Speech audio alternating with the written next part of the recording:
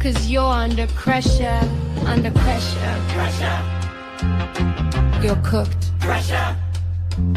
Like your shitty ass book. The pressure is real. The pressure is real. The pressure is real. Pressure. You're under the pressure. Drowning in the pressure. You're now under pressure. Pressure. Pressure's got you by the tongue, and it's over now. You're under pressure. The pressure, pressure. Full force, no lecture. 'Cause we're here for pressure.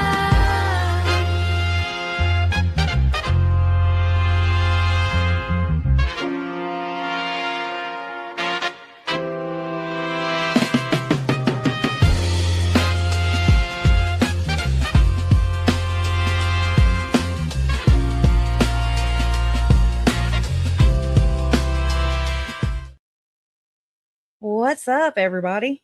Look who I brought. Look who I dragged over here. Trouble. Hey, everybody. Thanks for joining us. We would have been here sooner, but we were gossiping. BSing. We had a team meeting, and yeah. Anyway, so I'm so glad you came on. Look, I could not wait to tell you the other day, because about Tim Ballard. I was like, oh my God, Nonsense would get it. She would get it, Crazy. And so I went over there like a crazy person, but I was being honest when I said, why? Like, I'm agreeing with Tim. I'm agreeing. I've watched it twice already now. 8 hours. That's 8 hours. It's shocking, some of it, to like actually hear him vocalize. It's like, wait a second, did that just come out of your mouth? Right. Crazy. And I'm like, well, that's plausible. That's plausible too. Okay. It's weird. Has anybody here watched it yet? I have it on this pause screen right here, y'all. That just the other day. I haven't cleaned out my windows here from the last live, but yeah, good pause game right there. That's Popeye. Anyway. Popeye the Sailor Man, toot toot. Yeah. Mm-hmm. He will run you out the garbage can. You take that too.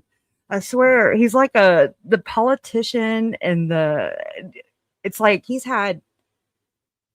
I've been thinking about this because I'm like, why am I in agreement with Tim Ballard? I've always been opposition. I still am, okay, because I'm hard-headed. But if I have to, like, if it comes down to it and they have like true serum or something and I know it and I administer it, and then he tells me the same thing, then maybe I'll apologize. But other than that, he still hasn't answered my questions about, why Chad Daybell's company sponsored Tim Ballard's company, and they did the Rexburg Rescue Run race. That's a lot to say. The same weekend that Tylee Ryan was murdered. And then the following, when JJ was murdered, they had the Firm Foundation. They're all partners anyway. So, I have questions still, Tim, and they're not answered. And he actually hasn't even said anything about Lori and Chad at all, ever. Still not anything? No, I've never heard anything. Huh. I've never. But anyways, hey guys, I'm so sorry. Welcome everybody. You feel free to step on in, girl, whenever. I'll just sit here and talk. Background on Tim Ballard? How much background do you want? Shit. I guess an easy synopsis would be Tim Ballard was, for like simple, very surface level. A lot of people started to know who Tim Ballard was when the promotion of The Sound of Freedom really started heavily. People kind of recognized him in Utah circles or LDS circles due to Operation Underground Railroad, which was a 501c3 that he formed, which eventually he was removed from. But he was basically the main character. It was supposed to be based off of him for The Sound of Freedom, which was produced by the Harmon brothers of Angel Studios out of Utah, again, an LDS movie, and most of it was fictional, but they tried to promote it as a factual story. Mm-hmm. His first, I don't even know how to, investor, I guess you would say, that gave him $1 million to get all of his, I don't have my whiteboard drawing up, but to get His all of his, funding. Yeah, I yeah, might have mine. Let me see. Glenn I Beck doubt it though. with Blaze Media was his first $1 million donor. Now There's a hold right there. Hold right there because this my crew, they know this part where I do have this slide from Len Packer, his reporting on the case on Tim Ballard, and it's a oh my gosh, I gotta take that down too. I can't freaking see. Let's see. Oh, nothing. Oh, Okay. A lawsuit revealed Beck was in financial trouble at least a year before the Nazarene Fund. December 2014, Beck fired his former chief executive, Chris Balfe. Balfe owns CrimeCon. Okay. Balfe's 2016 countersuit, quote, by 2014, Mercury Radio Arts, Beck's private umbrella company, faced immense cash pressures as services continued to decline, ad sales lagged, and deals fell through, unquote. And then, quote, Beck has driven Mercury Radio Arts into the ground due to his own erratic behavior, excessive spending, and mismanagement, unquote. And that's from Chris Balfe, who countersued. Like Chris Balfe and Kevin Balfe, they're the Balfe brothers, and they started CrimeCon under Red Seat Ventures. And then Fox took it over. But still, the brothers, they asked the brothers to still be the ones to oversee it. So, it's still their puppy. It's still their project. But Chris and Kevin, the Balfe brothers, used to work for Glenn Beck. And I mean, this circle gets tighter and tighter. I mean, we've got Beck donating the first $1 million to Tim Ballard's Operation Underground Railroad. And then you have the Balfe brothers have to know Tim Ballard. If I'm reaching here, I don't think it's too far, So, Not far enough, likely, because it's super connected with a bunch of stuff. And it's also the Balfe brothers, like I just found out that Kevin Balfe, one of the Balfe brothers of CrimeCon, had filed for a petition in the John Benet Ramsey case on behalf of Othram, okay, to obtain the DNA from the Boulder County Sheriff's Office so that they could test it. And this was back in 2022, I want to say. And this is whenever CrimeCon was really promoting John Ramsey. So, I mean, just to kind of like what's going on here, because also on top of that, we have a investigator who used to work in the John Benet Ramsey investigation for Boulder County Sheriff's Office. He's actually the law enforcement liaison for Othram now. Whoa. So it's like you got all these tentacles, and it's weird. I don't like it. It gets tighter and tight. Wow, that I didn't very. Know. Yeah. Oh. Oof.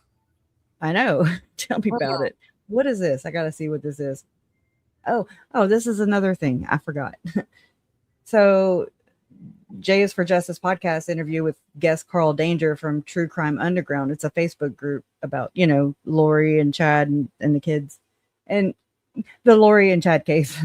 And he was talking about Melanie Boudreau-Pawlowski, which is Lori Vallow Daybell's niece, possibly donating $6,000 to an OUR fundraising event while visiting Lori Vallow in Kauai in 2019. And I put the minute mark in the link. And so this is, let's see, so what I did was I took the transcript just to give you some context. And Melanie Boudreau reportedly paid roughly $6,000 to secure a spot at a charity event over in Hawaii. There was initially some confusion about her exact travel time. That was between Carl and Jay, okay, with suggestions that she flew into Los Angeles and hesitated right before the connection. And so Jay and Carl clarified that Melanie did indeed make it out to Hawaii during this time frame, which we did find out later. This was like way early on in the case, like, this live stream with Carl Danger. So we hadn't had all the trials yet. And it says both Melanie and Jason Mao were actively making trips to Hawaii to visit Lori Vallow through October and November of 2019. This specific $6,000 transaction stands out because the speakers believe it was tied to a completely separate purpose than a standard family visit. And you got to think, Brandon Boudreaux was shot at in October 4th. Oh my God, y'all! October 2nd. Wow. And yeah, so what's going on? Oof. It says they openly speculate on stream about the gathering in question might have been an Operation Underground Railroad event. Then they wrap up the segment by expressing how incredibly bizarre and convoluted these overlapping financial that's none yet and travel movements really are. So anybody that wants to screenshot that and go, I don't have the thing pulled up. It's quite a bit of context, but yeah. There's so much. That. So yeah. Many things here. Extra, right? It's very freaking exhausting. Okay. Yeah. Because they all move, they all shake, they all are extra. So it's like, oh my God. Well, oof, yeah. That's and not to mention, oh, I'm sorry. No, go ahead. I do want to give context on, oh God. Okay, let me mute that. On this guy right here. Let me refresh it. His name is Greg Modson, and he has Quick Media right here on YouTube. I was like, is my shit broke again?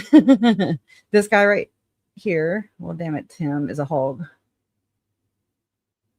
Oh my gosh. This guy. Okay, for the 30th time. So with this video we're going to be reacting to today is this quick show right here. And this is Greg Modson, who also went to Preparing a People and Firm Foundations, Firm Expos, the same as Chad, the same as Tim, the same as Glenn, the same as Rod Meldrum, Ken Krogh, the whole Tom Harrison, the whole Kool in the Gang. But it's a late reaction because this is what I'm going to call him Greg. Greg wrote in his description box when he posted this video, okay? Which is 4 freaking hours and some change. Whew. 3 years ago, Greg interviewed Tim Ballard about his new film, Sound of Freedom. Within a couple of months, Tim was back in the news. A Vice article, and I've got some context on that, initiated a long cycle of bad news for Tim. Greg published 2 videos from Egypt, where he was working, on this topic in September of 2023 that did not support Tim, but did not attack him. Earlier this year, in a video, Tim implied that some church leaders may have been involved in SRA, referencing podcaster Jason Preston. Jason Preston is of We Are the People Utah. For anybody following the SRA, survivor stories that have been coming out, the more they feel safe, the more are talking. We went over an interview just this past week of the Peterson twins, and it tied in the remote viewing part. Like, it validated it here, and Tim's also going to validate it too. Okay. So what Chad and Lori were doing when they said they were portaling was remote viewing, which I had figured this out, but they're validating me. Like my research, which I went and looked on the CIA reading room. I did, I went and looked at all that stuff that was declassified. And I was like, oh, that's what this is. And so Tom Harrison, the therapist that's in all of these cases, and I mean, I don't even know where to start with that because I'll have to give some context on. Let me finish this, then we'll give context on that. So earlier this year in a video, Tim implied that some church leaders may have been involved in SRA, referencing podcaster Jason Preston, We Are the People Utah. That is when Greg decided to interview Ryan Fisher, okay, which is this guy in the yellow plaid. He's been on with Cara Burrell, or AKA Nuance Ho, AKA they have a podcast called Timmy Said What. I think that's what it's called. I think so too. It's either that or Says What. I don't know. It was something like that. But Ryan he's also been to Preparing a People conference. I mean, I've got flyers with his face on it too. But so anyways, you'll see. You'll find out about Ryan Fisher soon enough. Actually, didn't Ryan Fisher attend the trials in Colombia too?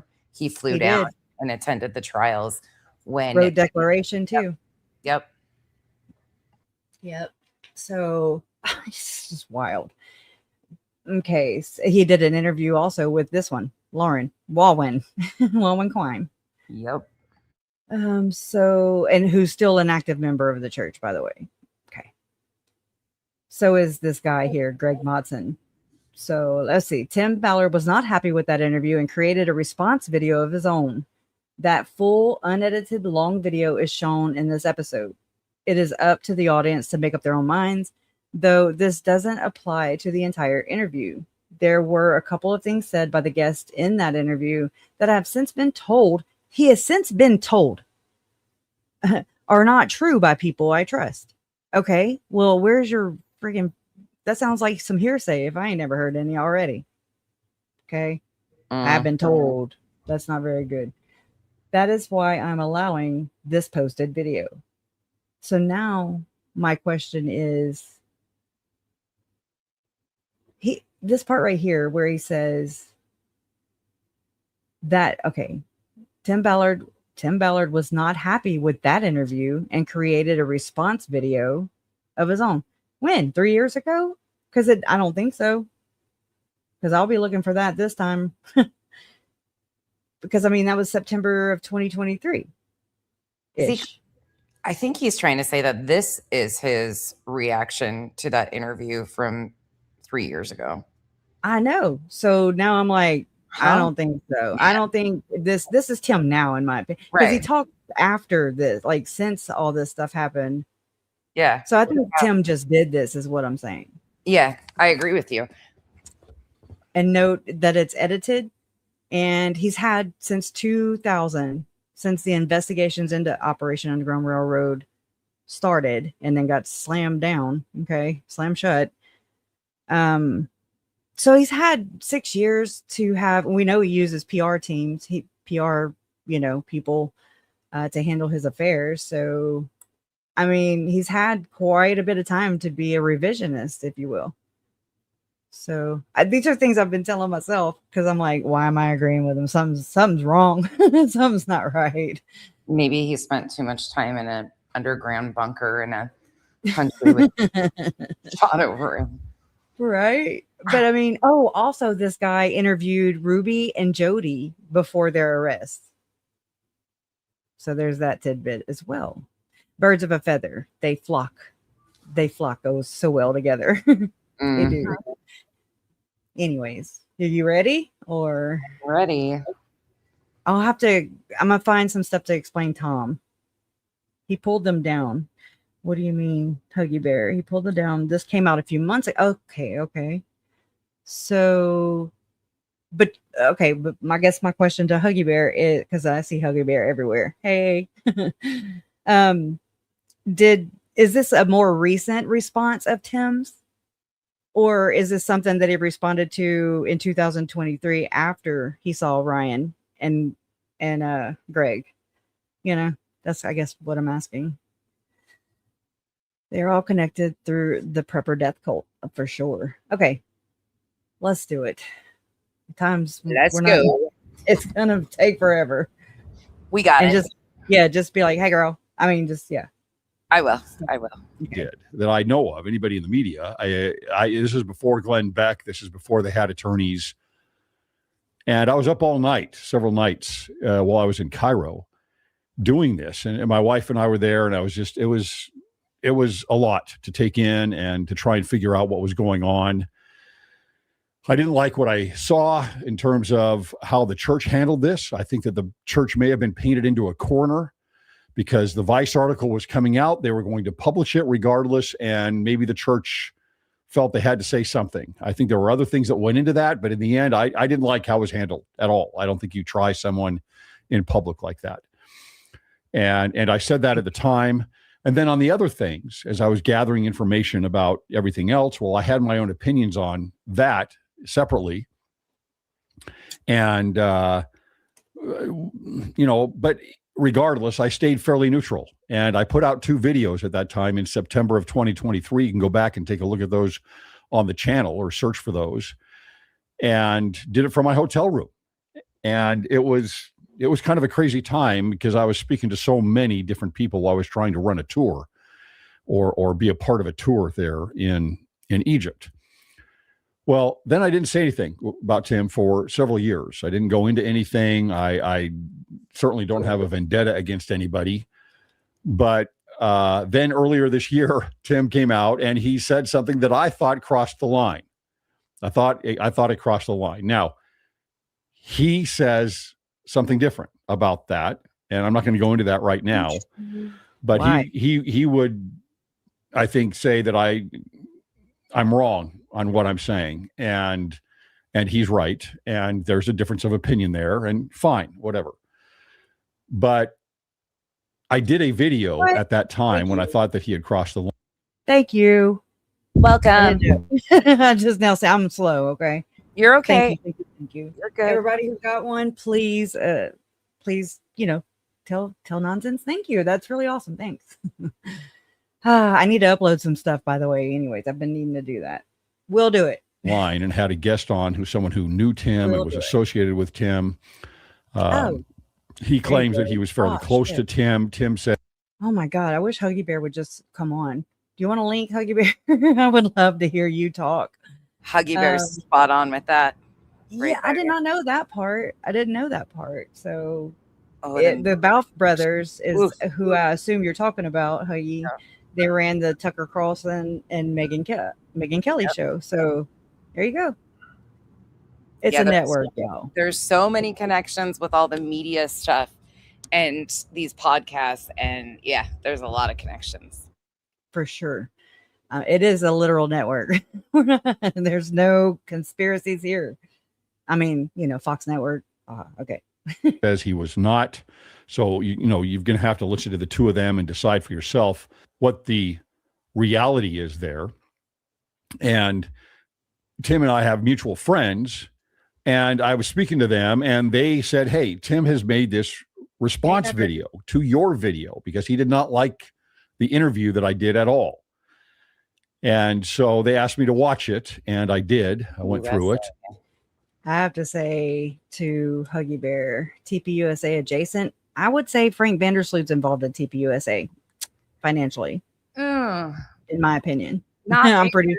And the heritage schools that we went over with the twins, the Peterson twins, the last live stream we had about the SRA, where they tied in Abraham Gigliotti, they tied in Tom Harrison and Visions of Glory and the remote viewing aspect. They tied in so many things, but the American Heritage School. I mean, Frank Vandersloot sits on that board and donates. His wife donated to, which community property, in my opinion. They donated to American Heritage in Idaho Falls to remodel it. Something, yeah. I mean, this goes with Frank Vandersloot backed Mitt Romney. And then here's where Lauren kind of swings in here with Sarah Nelson, who wrote a declaration saying that Lauren had a stalker and that stalker was Christina, which is a fucking lie. Sarah Nelson was the PR campaign manager for Mitt Romney.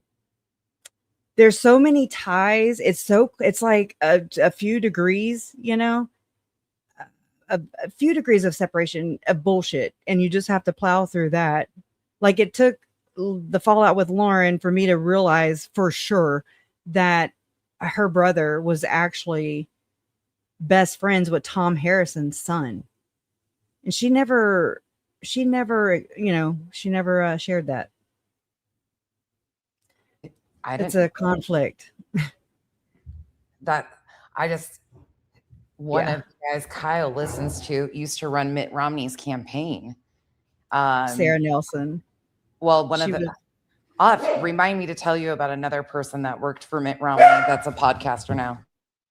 Okay, girl. But he's out of the church and anti all of them. So he's a good connection. Yeah. Huh. I wonder what changed his mind. I'm curious. I like to hear, people's reasoning for things. I mean, look at the picture behind him. That's like, I forget what that's called. Anyways. You would really like RTP. That's who it is RTP. And he's damn good. He's here from Arizona, but he has a really good show. But he explains like he was a part of the Mormon cult and all of the religion in Utah for a long time. So he'd be a really interesting connection for you. And he knows a lot about Ballard. I would be a subscriber right now. I'll go subscribe for sure. Yeah. Damn. Yeah. I'm interested. I'm sure people here are too, you know? A lot. All righty. Well, good. RPT, you said? RTP. RTP. Girl, I suck with acronyms. RTP, yeah. RTP talks. Okay. I'll look it up and we'll check it out. All right. Let's continue. We'll go. It's not much of him talking. It's about to switch. And it's long and went through all of it. And then they were hoping that I was maybe going to post it on the channel, which I have no problem doing. And that's what this is. This is Tim Ballard's response to my interview that I had with Ryan Fisher. And I have no problem with it because I've always believed in awareness. And I always believe in kind of an open book policy of, hey, take this, look at it, decide for yourselves. That's what this channel has always been about. It is about you deciding for yourself. Let me get as much information out to you as I can. Yeah. Not that I don't have my own opinions. I do. But I think awareness is key. And so this response video is unedited. It is all Tim. It is, and I'm not touching it, right? I'm not changing a thing on it. So it is all him and his response to my video. And this is Tim in his own words, and then you can make your own decision on this. This episode is brought to you by the Wavemakers Podcast or Cruise. I do not endorse the Wavemaker Podcast. Okay. They go on a cruise. It's weird, all this stuff, CrimeCon stuff, and that's weird. All of it is. I'm sorry. So I did pin a comment just now about all this has to do with the LDS Church. Hell yeah, it does. Oh my God. Every damn tentacle. Every bit of this is. Yeah. Go for it. It's all connected to the LDS Church. So Greg's still in the church. Ryan is no longer in the church. Ballard has been removed from the church. These, in my opinion, some of these guys, now this is my opinion only, kind of help soften like the PR of some of these horrific Mormon adjacent crimes that are committed. And just like Lauren, I believe. Yep. They all serve their purpose for a big multi-billion-dollar organization that is that owns a lot of property, a lot of real estate. Right, because of their musical statute. Yeah, they're working on their portfolio still. I don't know. Yep. So Huggy Bear says swinging. Just a swinging. Anyways. You know it. I wouldn't doubt it for sure. Oh, thank you. Faye Loves Nature Hawkeyes put oh my God, I'm not gonna say it right. RTP. RTP talk. There it is. Okay, see it. You guys so y'all go stuff up. He talks a lot about this stuff. He very much is a political commentator, but he talks about a lot of the Mormon related stuff and the politics in Utah and stuff, which will connect a bunch of pieces for your people understand all these things anyway. So I'm with you on the whole, you have to talk about religion. You have to talk about politics because they're all one and of the same. Yeah, you have to. I just didn't know politics. I had to, and I'm still don't really know about it. It's like all the connectedness. It goes all the way to Trump. It goes all the way to Carlos Slim. I mean, it goes all the way to the Rothschilds. I've tried, it's been traced that way, working my way back down and tying all these, closer connections, these closer individuals. And it's like, holy shit, it's bad. I mean, it makes me wonder if high profile cases make it to high profile status because it needs to be narrated and directed. Sometimes I question that too. A good note on the political side of this, though, Tim Ballard had aspirations of becoming the next Utah senator. He was at the time best buddies with Utah Attorney General Sean Reyes, who is no longer in office. That's how Tim got away with a lot of things. because him and Sean Reyes were one and the same, basically. But Tim had aspirations of running for U.S. Senate via Utah, and then he wanted to be the next president of the Mormon Church. Yeah. Yeah. It's wild, y'all. I mean, this has been the most twisty turny thing ever that I mean, and it's kind of in the initial parts of our story of the case unfolding with the kids, Tylee and JJ missing, my uncle had been murdered, all within a like 5-month span. 4 people were murdered, and 3 of them were my family members. And there's possibly a 5th person that was murdered. We just, there's nothing going on that right now. And that's Joe Ryan. That's Tylee Ryan's, her dad, Lori's ex-husband, before she married my Uncle Charles. My Uncle Charles was her 4th husband, and now she killed him, and now she married her 5th husband, which is Chad Daybell, and they call him Doomsday Prophet. They call her Cult Mom. And we just almost a year ago, Lori was sentenced in Arizona for the crimes committed there before she was extradited back to, extradited, I don't know if that's the right word, but she went back to Idaho to serve her 3 life sentence, or I think it's 5 life sentences there. And then she has 2 more in Arizona if those fall through. Okay. So she's collecting life sentences, and because she claimed she was a god, that she was going to lead the 144,000 into the new millennium and usher in the second coming of Jesus Christ. She told that to my uncle. My uncle tried to get her help.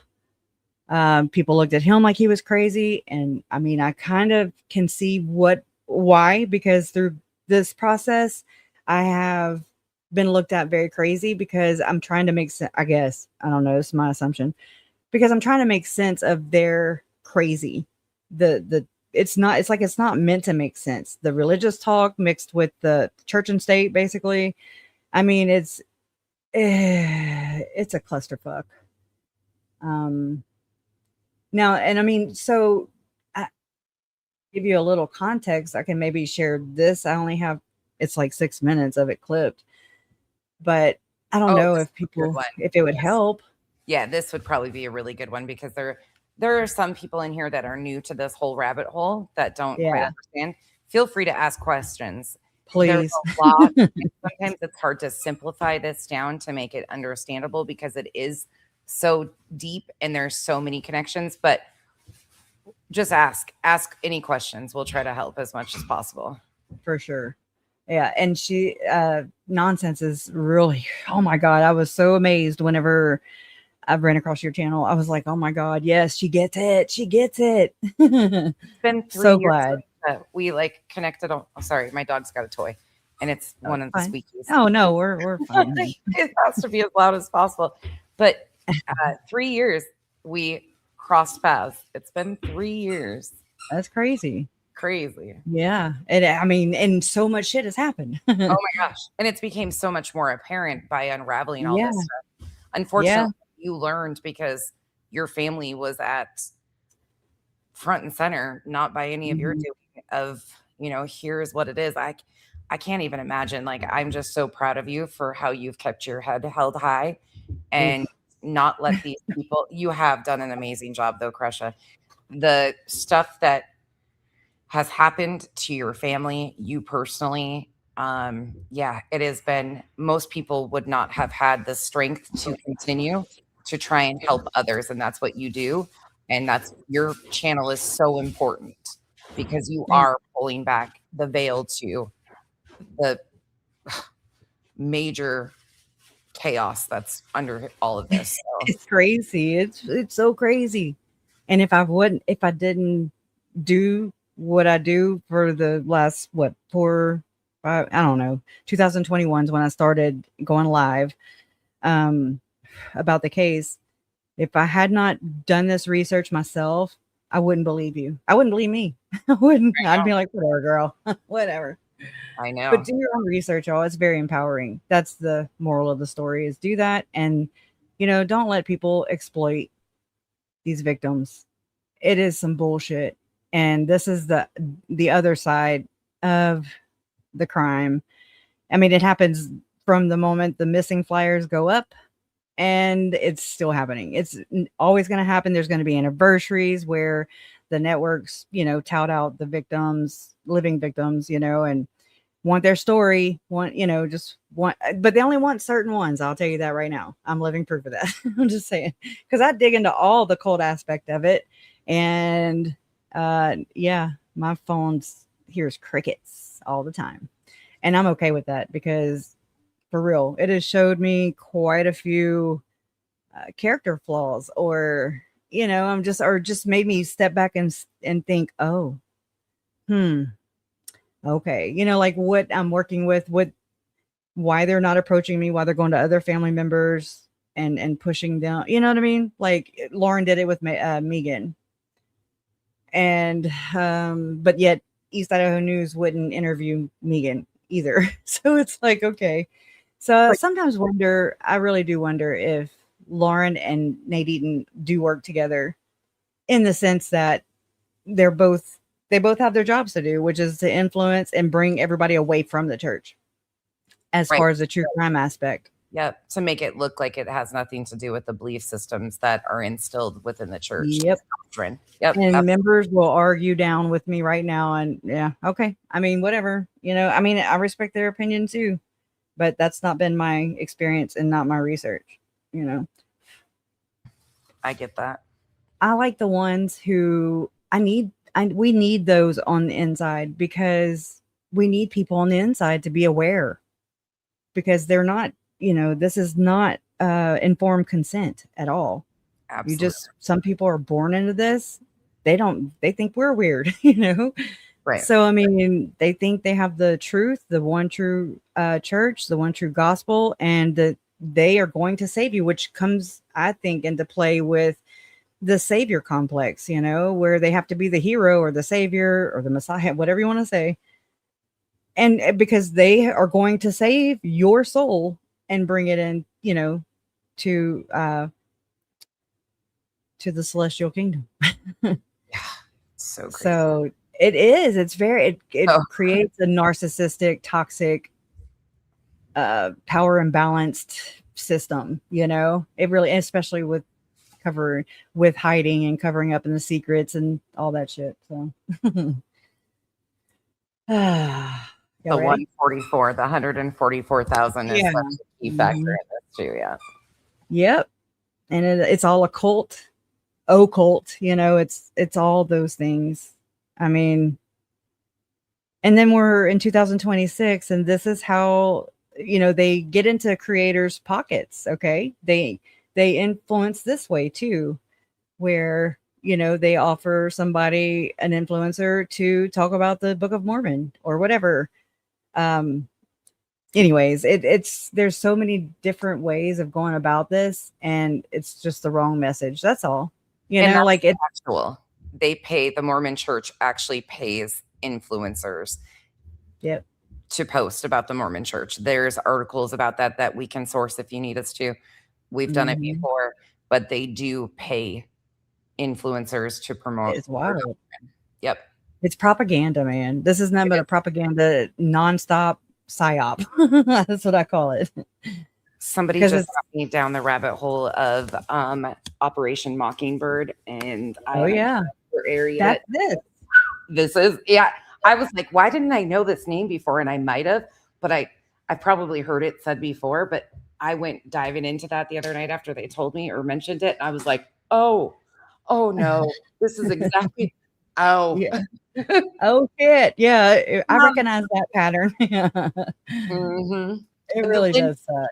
The video that you have on the screen, if you like investigative journalism, like real in-depth investigative journalism, Lynn Packer is probably one of the best sources for Tim Ballard, old school Tim Ballard content. Mm-hmm. Did a great deep dive. And his buddy, American Crime Journal, out of Las Vegas, he has a website, and he is damn good too. They have unraveled a lot of big time major. This is how I learned about Operation Underground Railroad and the investigation into Tim Ballard and OUR through Lynn Packer's reporting. And he has a YouTube channel. It's Lynn K. Packer. That's the name. And you go there and he's got an Operation Underground Railroad op-ed series. And I mean, there's at least 33 videos, you know, for sure that are there. I think he has some more that I don't know if they pertain exactly to OUR or not, but somebody asked what Operation Mockingbird is. And so I'm looking up Wikipedia right now. And I'll show it. It says Operation Mockingbird is an alleged large-scale program of the U.S. Central Intelligence Agency, which Tim Ballard claims he has worked for, but that's kind of been debunked. CIA that began in the early years of the Cold War and attempted to manipulate domestic American news media organizations for propaganda purposes. Okay. I mean, that's all you got to know. That's pretty much it. Recruited leading American journalists into a propaganda network and influenced the operations of front groups. CIA support of front groups was exposed when April 1967 Rampart's article reported that the National Student Association received funding from the CIA. And then in the 1975 Church Committee, congressional investigations revealed agency connections with journalists and civic groups. Anyway, so, I mean, I'll put this in the chat, this link right here, and check it out as far as Wikipedia goes. But I mean, that's all you have to know right there, I think, because you have I have Frank Vandersloot, where he admits a long time ago that he purchased, Frank Vandersloot owns East Idaho News, okay, because, I mean, it didn't become that until later in 2015, but he bought a handful of news and TV stations from the church. He bought them from the church, y'all. Frank Vandersloot is the wealthiest man in Idaho. He's a billionaire. He's got, you know, the Trump's going and visiting him and shit, and Mike Johnson. And anyways, he always has people going and visiting him, and we're like, okay, yeah, we see you. But he admitted to purchasing these radio stations and TV stations from the church when back in the day there was a whistleblower for Boy Scouts of America. His name was Adam Paul Steed. Some of you guys recognize the name, but Vandersloot. I'm sorry. So Adam Paul Steed was whistleblowing for the Boy Scouts of America abuse. Okay. And Frank didn't like it. He didn't like this is what he says in his own words. That he didn't like what was being said about people in the church and, you know, people in the Boy Scouts of America. And so he basically did a controlled opposition, or I don't know if you call that controlled opposition, but he opposed what was saying, and he swamped it with more money and more, you know, influence and just, you know what I mean? Like, that's so gross. That's so freaking Kim Jong-un or whatever, however the hell you say his name. It's so totalitarian. It's nasty. It is. You got enough money and power, and you can switch the narrative up and cover up a lot of horrific crimes. And Rubber, if you're lost, it'll be okay. Just ask any questions you have, and we'll try to wrap it around for you, because trust me, we both know that we can get really deep in this rabbit hole. Yeah, like we already have. Yeah, we're already there. Just ask us, and we'll try to wrap it all around. Just know that ultimately there's a lot of horrific crimes that tie to these things. There's a lot of corruption, a lot of chaos, and it just gets deeper and deeper and deeper. A lot of lies. A lot of lies. Yep. Yeah. All right. Let's turn our bullshit meters on. But yeah, this is just basically 6 minutes of OUR video from Lynn Packer. So ready? And it's from 10:21:23. I'm sorry, I have to count the Roman numerals. So it's 23. And it talks about the SRA and all that stuff. OUR video op-ed 23. Utah County investigation into a suspected satanic child sex abuse ring. One of the suspects is New York Madison Avenue advertising executive Gordon Bowen. Two of Bowen's close friends who are not suspects, Utah Senator Mitt Romney and high-ranking Mormon apostle M. Russell Ballard. Even though Russell Ballard and Mitt Romney are not suspected of involvement in or knowledge of any ritualistic child sex cult, if one existed at all, both have known for more than a decade that Bowen was accused of having bizarre sexual fantasies of being addicted to pornography and of alleged sexual assaults. Later in this episode, possible reasons why they looked the other way. It remains puzzling why Russell Ballard and the LDS Church continued to engage Bowen in its public image campaigns. A recent example of the continuing Bowen-Ballard alliance is a multi-million-dollar movie about Jesus. Ballard and the Mormon Church entrusted Bowen to oversee the project, despite Bowen's weird, even eerie notions about the Savior. The completed film is yet to be released. The project remains clouded in secrecy. All right, pause. Let me put it over here because somebody sent me this link, and this is Gordon Bowen still. And I mean, so basically people following Mormon Stories podcast will know that they're fighting, they're fighting over the brand. This guy right here, who's accused of being what they're calling the LDS Church of Satan Punisher, he is accused of some really egregious shit. Okay, if true. And so this guy created that brand. He created the Jesus logo, which Lynn's about to say. And that's basically, you have a guy and you pay him $10 or $20 million, however much they paid him. I forget how much they paid him for the movie and how much they paid him for the brand, for the Jesus logo. So it's one of the two. They paid him millions of dollars to basically make the logo, and he's accused of all this stuff. And he has all these ties. This also goes with Tim Ballard, big time. And I'll breach that in a minute. Yeah, because that's that's the cabal. Gordon Bowen, I believe, is why Tim Ballard believes there's a cabal behind trying to take him out. And I'll tell you why in a minute. About the movie near the end of this report. Russell Ballard, who is now second in line to assume the presidency of the LDS Church, is a common denominator between the relatively new child sex abuse investigation in Utah County and the more than 2-year-old investigation in Davis County looking into Operation Underground Railroad. Ballard.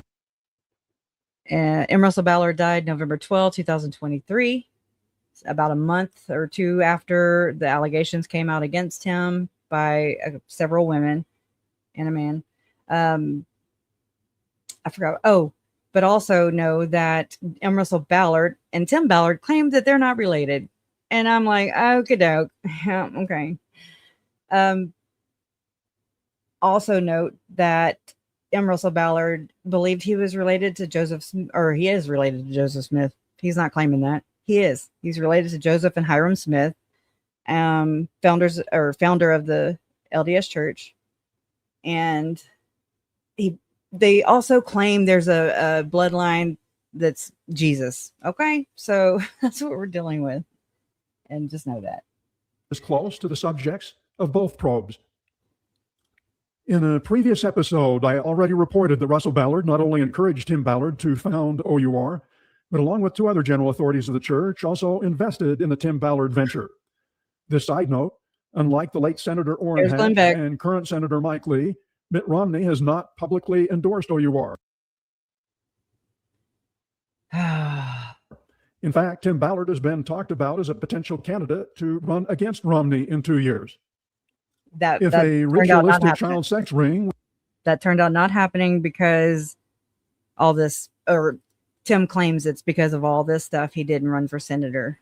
It was a political hit job, basically. Was operating in Utah. Where was Tim Ballard? Was it going on right under his nose? OUR claims it detects and breaks up child sex trafficking rings. It says it's happening here. Before I proceed, 2 disclaimers. This report is for mature viewers only. It contains adult themes and sexually explicit content. Also, in 2008, I consulted on a child custody dispute involving Gordon Bowen. When the case settled out of court, I was asked to sign a non-disclosure confidentiality agreement. I declined. That's how sealed records from the case help document this report. I'm so glad he did that. But I also have to put right here that Tom Harrison also, he didn't see Gordon Bowen to actually assess him as a therapist, but he did provide marriage counseling for Gordon Bowen and Barbara Timothy. And he gave his opinions on what Gordon would be diagnosed with if he were his patient. So Tom Harrison is involved there too. Tom Harrison, Visions of Glory. That's also Lauren's brother's best friend's dad. He's also the person that taught Julie Rowe and Chad Daybell how to portal, aka remote view, which Lori saw as her gifts. She told my uncle that he was blocking her gifts, and my Uncle Charles was blocking her gifts. And so her and Chad got rid of their what do they call them? Obstacles. And they murdered Charles, Tylee, JJ. They shot at Brandon, missed, and Tammy in 2019. So I'm just saying, Tom Harrison is all up in here. And that's, I mean, and he's involved in every angle. Jody and Ruby, Lori and Chad, Julie Rowe, Tim Ballard, Gordon Bowen, David Hamblin, all that stuff. So, I mean, nope. He gets the a pass. Utah County-based child sex abuse investigation made headlines this summer and fall. Some news outlets called it alleged satanic child sex abuse and a ritualistic sex ring. NBC News reported that the Utah County case is based on a false conspiracy theory, saying satanic panic is making a comeback, fueled by QAnon believers and GOP influencers. Went on to say, baseless accusations are branding people as Satanist pedophiles at the speed of the internet. These allegations are wild. They are very unlikely to be true. And unfortunately, what happened was people got them in public records requests and spilled them all over the internet. And so it's not just enough that something terrible happens. It's that Satan is somehow involved in it. Of more than a dozen names in the victim statements, 2 have been reported by mainstream media. David Levitt, the Utah County attorney who called a June 1st press conference, revealing that his name appears in witness statements, and David Hamblin, a therapist whose license had been revoked, who was arrested September 30th. More suspect names have yet to be disclosed by major news media. Gordon Bowen is one among many accused of involvement in the alleged child sex trafficking ring. His name is in the witness statements document. That testimony was compiled by the Provo City Police Department years ago, before it dropped the case. The report now guides the revived Utah County Sheriff's Office investigation, which picked up where Provo PD left off. Here's one of multiple statements about Bowen's alleged involvement. Gordon made us undress, and he did a huge variety of things to us, including tortured, raped, sodomized, whipped, chained, and urinated on us, and made us do the same things to ourselves and each other. It goes on to say, he is or was extremely wealthy and worked or had worked high up for Coca-Cola. He lived in a huge mansion in the avenues of Salt Lake City. Gordon is a very, very powerful and revered man in the church, if he has retained the position he had 14 years ago. He was the Punisher, and we were told he oversaw torture and murder for Master Mahon and the high councils. He would invite us to his mansion in Salt Lake for parties, and this name was redacted. We're always very excited to attend. Sometimes we took the harp and played in a little balcony over one of his main rooms for his guests. Here are a couple of facts about the alleged victim statements. They are largely uncorroborated allegations. The child victims have been drugged with peyote, which can cause hallucinations. Thus, some or all alleged crimes could be imaginary, especially alleged murder and cannibalism. What is factual? That right there, that cannibalism shit. Oh my God. Yeah. And Megan made an interesting statement, that now I'm like side-eyeing that like a mofo. Oof. I don't know. Whatever. Bowen did undergo cult-like exorcisms by David Casting out, just like Lori and Chad. Hamlin, the one who was arrested in September, and Bowen was previously accused of sexual assaults. So, who's Gordon Bowen? Let's start with his resume. He's now Chief International Creative Officer for New York City-based advertising agency McGarry Bowen. He was born in 1950, so he's now 72. He graduated from Salt Lake's Highland High in 1968. His future wife was a classmate. He served an LDS mission in England, attended the University of Utah, but did not graduate. In 1974, he was hired as a copywriter for J. Walter Thompson in Chicago. In 1979, he became a creative director for Bonneville Communications in Salt Lake City. That church-owned entity created the world-renowned Homefront series of family-promoting, award-winning public service announcements. That campaign began a few years before Bowen was hired. After leaving Bonneville Communications and Utah behind, Bowen was hired by the prestigious New York Madison Avenue ad agency Ogilvy and Mather. Advertising Age published a cover story on Bowen, headlined, Gordon Bowen, a Mormon pilgrim in the Mecca of advertising. The article included a photo of several former Bonneville Communications employees Bowen persuaded to come along. At Ogilvy. And then I think about it too, how Frank Vandersloot bought stations from Bonneville Communications, which is the media arm of the church. And Gordon Bowen worked there. So, I mean, I don't know. I don't know if they have any affiliation. Bowen shot to stardom with the American Express account, coining the tagline, "Membership has its privileges." It does. I do have flight 139 leaving in 20 minutes, but only in first class. I'll take it. Give it a calling my flight. I'll be there.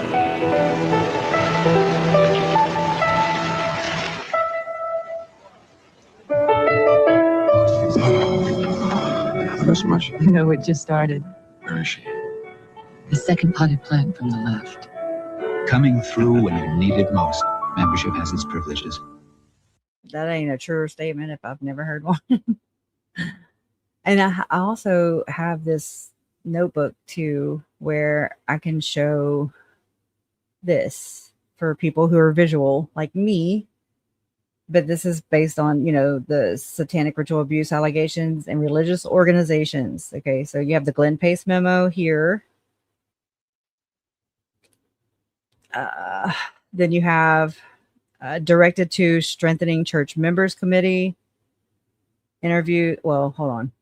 I got to tell y'all what these things are. I'm sorry. I'm not used to this stuff. Okay. It's not even letting. There it goes. I can't do both. I don't know why. This is kind of dumb. If I have a bitch about, it's supposed to tell me. Okay. It's responding. Okay. Well, in the meantime, directed to strengthening church members committee, Glenn Pace, he conducted interviews with 60 LDS victims. Let's see. I'm trying to make it larger here. Then it says Mormon, LDS, and SRA connections. Oh, wait, I'm not finished. I'm sorry. Oh my God. Okay. Estimated 800 involved on the Wasatch Front. Okay. So from these interviews conducted by Glenn L. Pace, he alleges that there could have been up to 800 or so practicing people with these same beliefs, okay, that are doing all this heinous stuff. And this was back, oh my God, in 1990, 1991. I'm not sure. I wish this would catch up. It says abuse by bishops and stake presidents were alleged. Then often the members have flashbacks triggered by temple rituals.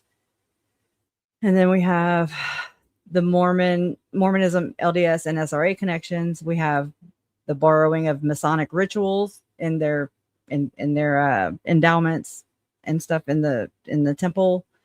We have the Book of Mormon secret combinations, which is what Chad and Lori did, basically. And it's what Gordon Bowen says is his mission. He was foreordained by God to learn about the Book of Mormon secret combinations, which is basically, to a Latter-day Saint, when they hear secret combinations, they think satanic cult. They think Satanism, practicing Satanism. And I mean, Lori quoted from the Gadiant. They called, my mom and Brandon Gadiant robbers, basically, and that's the secret combination. That's the bad people in the Book of Mormon. Anyway, so they have the Gadiant robbers doctrine, the 5 points of fellowship origin, the blood atonement rituals, and the temple ceremony changes in 1990. And then we have it sucks. The thing needs to catch up. I don't even know how to say that. Jobulon and Baal deities from Freemasonry and occult allegations. I just said those. I'm not going to say them again. Those deities. Then we have Lucifer's bright morning star, basement torture rooms and lodges. These are the allegations. Upper degree Satanism claims, influence on Joseph Smith. Then we have Aleister Crowley and the Great Beast, influence the Beast 666, the OTO, sex magic degrees, child sacrifice teachings, ritual use of drugs and blood, crucifixion of frogs, symbolism, Oh my God. That's not good. Stacy. I was just thinking that. Rabbit. Rabbit. Yeah. Keep your damn frogs to yourself, lady. Oh, I knew it. Oh my God, I just messed this up. Okay. Then we have, oh my gosh, crucifixion of frogs. I mean, symbolism? What the fuck is that? Even like, all right. Then we have the clinical and psychological findings. There's a lot of multiple personality disorder diagnoses, but that's now called dissociative identity disorder. There's a dissociation as survival mechanism and contained in all these, cases of victims coming forward or alleged victims, whatever. 366 reported cases in Utah. This is all according to the sources that I fed into this notebook. Okay. Which I can give them all to you. They're over here. See all that? We have self-mutilation and scarring, controversy of false memory syndrome, which is a hoax. Then we have the case of Dr. Sherman Johnson, which I really don't have to go into this, but just to know what the case is about. LDS bishop and pediatrician, manslaughter conviction, 1992, death of Donna Marie Christie Jones, for the doctor falsified a death certificate of her. Theft of victims' diaries and papers. I'm sorry, that was just included in there. Utah State and Community Response. We have the Governor's Commission for Women and Families, and I think Mike King's a part of that. Not sure exactly the title, but I'll have to go back and look, and I am. Then we have the Smart Newsletter Advocacy. We have Utah Lighthouse Ministry Investigations, which is it was Gerald and Sandra Tanner. Allegations of infiltrated professionals, and then lack of forensic evidence controversy. So again, a lot of these sources, I didn't have anything better, sorry. But this is a great, but scary. I have one that's better because I just don't know where it is right at the moment. But I've been opening a lot of notebooks. I have a lot of notebooks. Let's see. All right, now we're gonna go. Oh shit, where is it? Okay, hold on. Gotta look for it. Changed everything around. Here it is. Okay. All right, we're in the first 5 minutes. Hey, we've made it. Allegedly. It's so hard to give background that's just surface on this, because none of this is surface level. I will come up with something kind of like a notebook that'll do that for next time, because there has to be a next time. Oh, there will. There has to be. Fortunately, stop. All right, y'all ready? Buckle up. Yeah. We're going to Operation Underground Railroad. Woo woo. Oh, can I give one? And then scroll down to. Yeah. Sorry. The other thing that's really cringe about Tim Ballard and the whole Operation Underground Railroad, for anybody interested, look at the paintings that were created for Tim and his BS around Operation Underground Railroad. The modern, it was Harriet Tubman in comparisons. Yeah, with Abraham. It was painted by someone who went to the same conferences as Chad, Lori, Tim, and all them.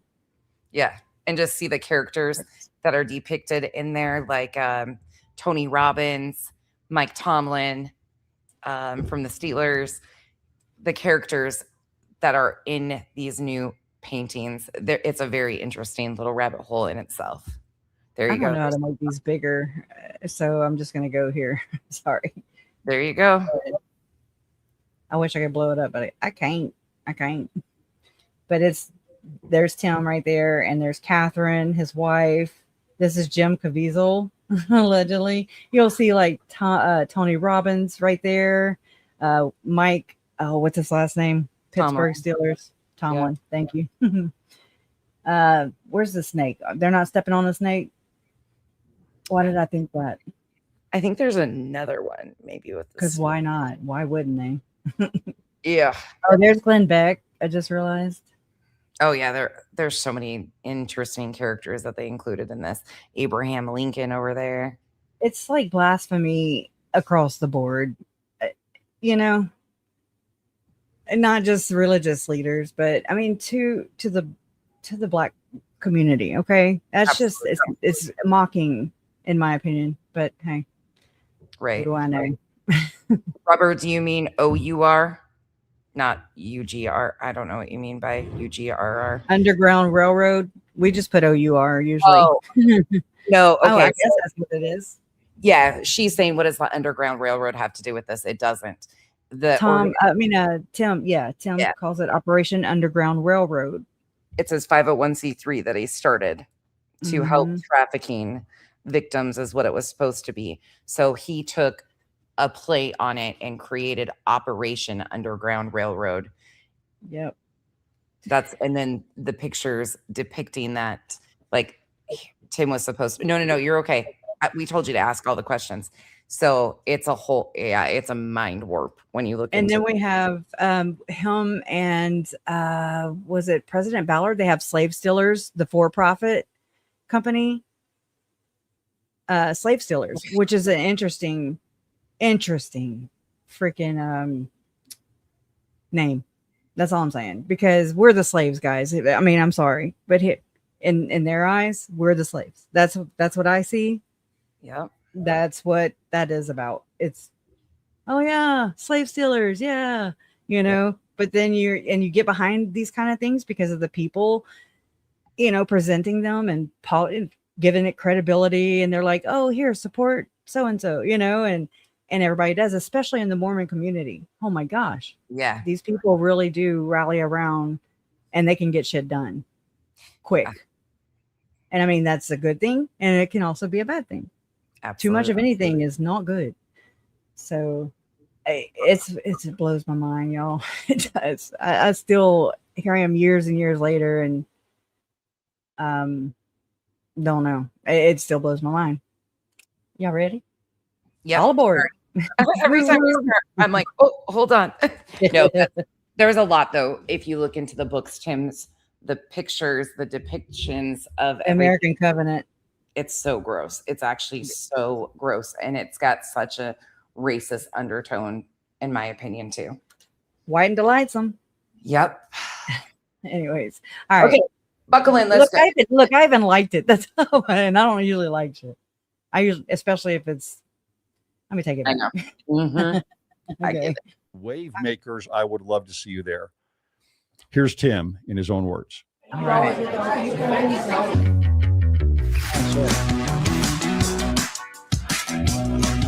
Do a review of a podcast that talked a lot about me. This is the podcast of Greg Mattson. It's called CWIC. I don't have anything against Greg. He had a guest on his show named Ryan Fisher, and that's who we're mostly going to talk about. I'm going to respond to everything. First, I want to tell you something. This is true. You might not believe this. I have a very busy travel schedule. We're rescuing children all around the world. Yep. I have never watched this podcast. You're going to literally watch me watch this and comment for the first time. That's how confident I am that it's all full of defamation. Okay, because I know I'm already looking at his hands, and I don't like it because Tim Ballard loves to do the devil horns, and he loves to do this triangle thing. Oh, he does it really bad here. So these are things that I pay attention to now because I've learned to do so. So nobody else does, but for those that do, yes. Yes. I have a very busy travel schedule. We're rescuing children all around the world. I have never watched this podcast. You're going to literally watch me watch this and comment for the first time. That's how confident I am that it's all full of defamation. Okay, because I know Ryan Fisher. I'm not sure what Greg's going to say, but I'll respond to whatever he says as well. I don't have anything against Greg Mattson. I'm surprised that he platformed this person. I can tell you he didn't do any vetting, because had he done any vetting with anyone respectable in the podcast community, or just call my team, he never would have platformed this person. But I don't regret that he did, because I see these things as net positives. Why? Because a line is drawn between light and darkness.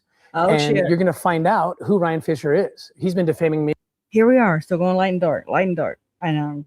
It makes me cringe because Tylee and JJ, Tammy, Charles, possibly Joe, Brandon, my mom. I mean, they got zombie names. Brandon and my mom are, Brandon's still alive. He's the only living survivor out of the Vallow killings. Thank God. But I mean, the light, dark, the the rating of people, the dehumanization of people. He calls them lukewarms. That's his, basically, to me, that's him saying zombie, okay? Or evil, or, Satan, or a demon. It's cringe. For like 3 years. And so I welcome this opportunity. And, some people are good liars, 2 truths and a lie. And that can take longer to kind of parse out the truth. People like Ryan are 3 lies and then 10 more lies. So it won't be hard to unmask Ryan Fisher. Why have I not done it yet? Well, for the same reason that when I was sued by a bunch of lying women and men, and almost all those cases have been dismissed by now, but people, especially in the Utah media, don't like to report that because it's embarrassing because they had defamed me earlier. I didn't know. But the reason I waited a whole year after they sued me. I sued them back on the eve of the statutes running. Why did I do that? I did that for the same reason I'm only now addressing Ryan Fisher. And I'm only addressing Ryan Fisher because I am told in the LDS community that Greg Madsen's show is respectable. So this is the first time I've seen Ryan Fisher on what I would consider a respectable show that respectable people watch. So it's a good opportunity for me to respond because I think respectable people will be listening and they should hear the truth. But the reason I wait. So, I mean, like already his whole thing is to appeal to Greg Madsen's audience. But it also appeals to the anti-Tims, the me and the you. And I mean, I'm just trying to figure out the strategy here that's, possibly going on in the background. Because that's how they roll. It's all intentional for sure. And a lot of you are saying for sure he's watched this before, right? I believe so too. I don't know if you have an opinion. Oh, sorry. Like Stacy. No, I'm bad. I have a lot of opinions, so I just don't know if I want them yet. Go ahead and carry on. I'll give more opinions. Ballard is definitely not one of my favorite people, but it's interesting how he slips it in there right away of distancing himself. Of most of these cases have been dismissed. Yeah, a lot of them were dismissed on technicalities. Or certain things that weren't because you weren't. How'd your sperm get there, dude? Your sperm was on her skirt. Yeah. There's a lot. Did you whack it off? Bro, did you run out of socks? Oh, he just makes me so angry with stuff like that, though, because and then he's like, "And I'm suing." It's always that. Yeah, stuff. I haven't seen anything. I haven't either. Not yet. Now I'm gonna go dig when we're done. Right? Oh, see what you did. This is called the Streisand effect. Ask Lauren about it. She knows all about it. Is because you give them rope. If I respond too soon, you will never find out who they are. Oh. Okay. It's So this is what bothered me after, because I've watched, and that's bad. I've watched it. So I'm sitting there, and I watched it by myself. Jason was not here. And I was like, I'm tripping. Something's, because I was by myself alone with my thoughts and Tim. Look at that face. But he's saying, I already forgot what the hell he said. Oh, he waited this long because he wanted to give them rope. Basically get them to talk more. I don't think so. If those horrific allegations were coming out like they did, I can't see myself just being like, well, I'm just going to wait. Because we also saw him come out and defend himself and Catherine and everybody else around this. As in real time, so it's like, I really don't fucking think so. I don't buy it. He's a chronic liar. True that. Yeah. I don't know. What's this attract? Is it attract? I don't even know what that is. So the newest scam, just beware of it. Stay away from it. And don't attract. The truth. But the reason I wait is because you give them rope. If I respond too soon, you will never find out who they are. Sounds great, Tim. It's a tactic I use in operations when I'm fighting traffickers. You have to give them opportunity to keep talking and talking and talking without stopping them. Sometimes you even make yourself dead. You play dead.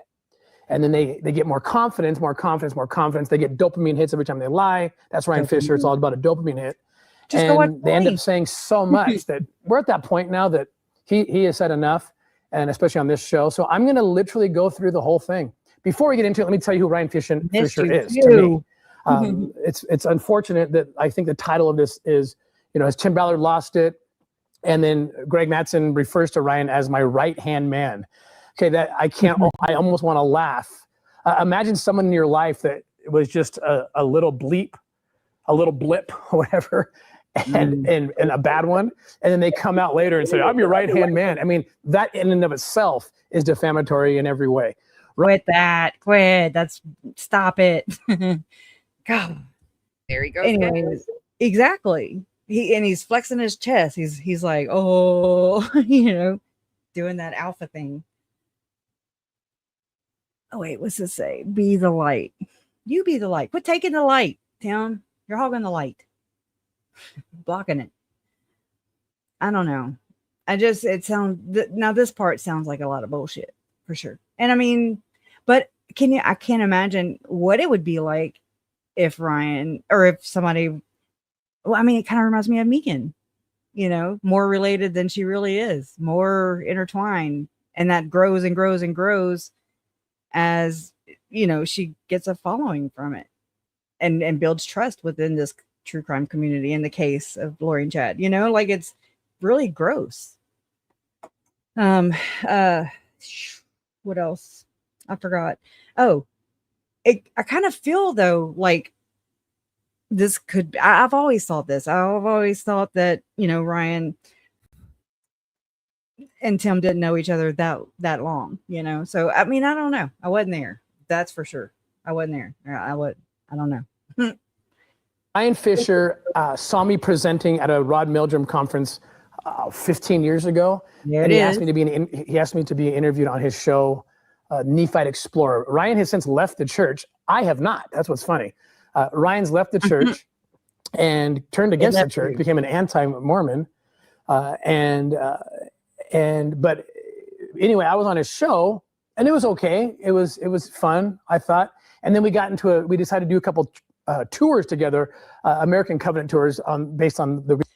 I thought they were American Legacy tours, but hey, what do I know? But how do you say it? Bogolism? I just call her Bog. Bog. What's up, Bog? So what about his hands? I mean, they say, at least with my studies into the occult and these cult people, I'll say alleged, they make symbolisms with their hands. That's kind of what, I mean, my studies into mind control programming, Julie Rowe, and all the crazy crap that she has said, the weird hand symbols she does. Anyways, there's a thing behind it. And so they say that, they say that their symbols will be the death of them because they can't help but like do it in our faces in plain sight, brag. It's like he'll do the devil horns, and like Huggy Bear enlightened me. I didn't realize that it was just his left hand that he does the devil horns. Hey, the left hand path, devil horns, that makes sense. But he also does the triangle, which is, some people call it the Illuminati symbol, whatever, it just, sometimes they do it and it just doesn't go naturally, with everything. So I just kind of take it into kind of like body language, reading body language. I'm not an expert or anything, but I don't know. I just take it into account and point it out. Research in my books. Hope that helps. And I think on the third or fourth one, I noticed that there you go. The people were increasing who were signing up for the tour, but my take was decreasing. And Ryan was in charge. We had a deal. I did all the content. I did all the lecturing, and Ryan took care of the logistics. And then we just cut 50-50. That's how we did it. Well, I finally got him on the phone. Welcome. And I said, Ryan, what is going on? Why is my take going lower and lower and lower? He hemmed and hawed and eventually admits, well, I've been paying myself out of the pool of money, and then still taking half. So that's what we call embezzlement. Okay, in most people's minds, right? I said, Ryan, that would be like me charging you for the 20 years of research I did to get us on these tours. That's right. That's dishonest. You go. You want to talk about dishonesty, sir? Where's the proof? that there was any embezzlement. These are the things that catch me up with Tim every time, because although I'll agree with him on a few things he says, where's the proof that there was embezzlement? And I like how, well, I don't like, I mean, he's telling you what this is about. He's setting the stage and the tone right off the bat that this guy took money from him. So he's bad, I'm good. He left the church, I didn't. Yep. Us versus them, black and white. He's setting the two teams apart right off the bat, which is a typical Tim. And I did not to self-promote at all, but I have an entire playlist with like 40 some videos on some of the controversial in Utah that include Tim Ballard, and some of that I dropped it on my community wall for anybody interested a little bit deeper. And I will go grab it. It's got court docs and everything. Oh, I can drop it in here. I have a wrench over here. I can drop it. Okay, good. It's got the court docs and everything that I've gone over, so you can see them all there, because we went through everything. And Crush has got, I mean, her whole channel is built with stuff like this. So. It's all in one. Okay, I just kind of talk about it all. I know. Yep. It doesn't get any easier for sure. It just keeps on going. Yeah, but where's the proof, Tim? Where's the damn proof? Simply dishonest for you to be paying yourself and then still taking half of the pot. So I mean, how many nonprofit organizations was he drawing off of?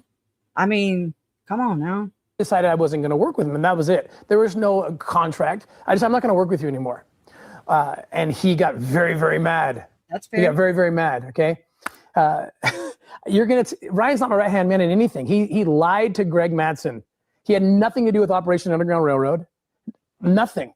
I'm going to go through this. I understand he talks about that. Again, I haven't watched it yet, so I'll probably address some of those things. But Ryan Fisher gets mad. I get defamed in 2023, and he, like others, takes the opportunity to, look, it's basically this. He was trying to get rich and famous off my name and off my books. When I pushed him out, he decided he was going to still get rich and famous off me, off the Tim Ballard. I recognize this because whenever all the shit happened with Lauren, and I mean, it's still happening with Lauren and Trisha, Web Sleuths, Hidden True Crime. That's how they go. You're just jealous. And I'm like, what? We're not even here for the same reasons, like that threw me off so bad. And so he's saying basically that Ryan is riding Tim's coattails, according to Tim. Okay. That's just so gross. Because it's like wave, if you will. You can write it as a good guy or a bad guy. And he tried it as a good guy, didn't work because he wasn't being a good guy. So then he decides to write it as a bad guy. Use my name to get on podcasts because everyone's talking about Tim Ballard, the controversy. I get it. Oh. And he jumps on to do what he can do. Now, he takes it to a level that is actually entertaining. It's literally entertaining when you watch this. It's a clown show. It's an absolute clown show. And there's so much I want to say, but I think I'll get to it when we're watching this for the first time. If not, I will follow up with more. That's the story. He's never been my right-hand man in any sense of the word. We went on like 3 tours together, and then I basically fired him. That's it. Okay. Now I understand he inserts himself in my life and makes up stories as if he were there. I mean, it's delusional. It's delusional. He'll put himself places he wasn't. He'll put me places I wasn't. And you'll see that play out here. So here we go. First time I'm watching this. Greg Mattson, fire away. All right. So it's time, I think, now to come out and talk about Tim Ballard. Everybody knows. Okay. So like you just saw, they're now he's going to play it, but oh my God, he stops way more than we do. Okay. Just saying. Story about him. He came out with a Sound of Freedom movie in summer of 2023. I interviewed him at that time about that movie. And then a couple months later, everything hit the fan, so to speak. Vice article came out. He was excommunicated. And then there's been a journey that he's been going through the last couple of years that has not ended up, it appears, in a very good place, where he is now lashing out at the church and making horrendous implications on the prophets and the leaders of the church. I thought I was going to be just addressing Ryan. Wow. So what Greg said is categorically false. I'm doing very well right now. He clearly hasn't done much research. I hope he can do that. I have not lashed out or made horrendous implications about the prophets. In fact, if you follow me, those of you know, I'm testifying of the Book of Mormon, of the prophets. My wife and I have decided to go after, expose what we're calling the deep church, the deep state. Okay. Clearly, he hasn't paid attention to anything. I've been bearing testimony of the prophets. You'll see in my series Backfire, 3 episodes are out. Watch those. And the fact that Greg was able to say he doesn't plug this movie or this whatever the hell docuseries that he's Backfire. I've seen parts of it, but that's about it. As much as I thought he would, but hey, he still plugs it. That without suggesting the timing of all this, right? Like, as if this couldn't be a political hit. 100 million people see Sound of Freedom. President Trump asked me to run for Senate of Utah. Okay, 3 weeks later, Sound of Freedom Act is coming out with Congress, which is going to expose abuse of all kinds on the border in Utah with our cover-up. Okay, so being a senator or not being a senator does not stop you from exposing the said abuse. That's what I gotta say about that. Anything? No. I'm trying to not say, I mean, how perfect to have Ballard in there when you want to cover up some of the most horrific cases of abuse ever.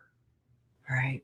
Why not personally invite him, or ask him to become, I mean, listen, let me not. Let me go back to mute. I know, right? People get tied up with this satanic ritual abuse. All abuse is satanic. Okay, we'll get past that. Okay, Okay, so, and I have not said anything about the prophets, so that is categorically false.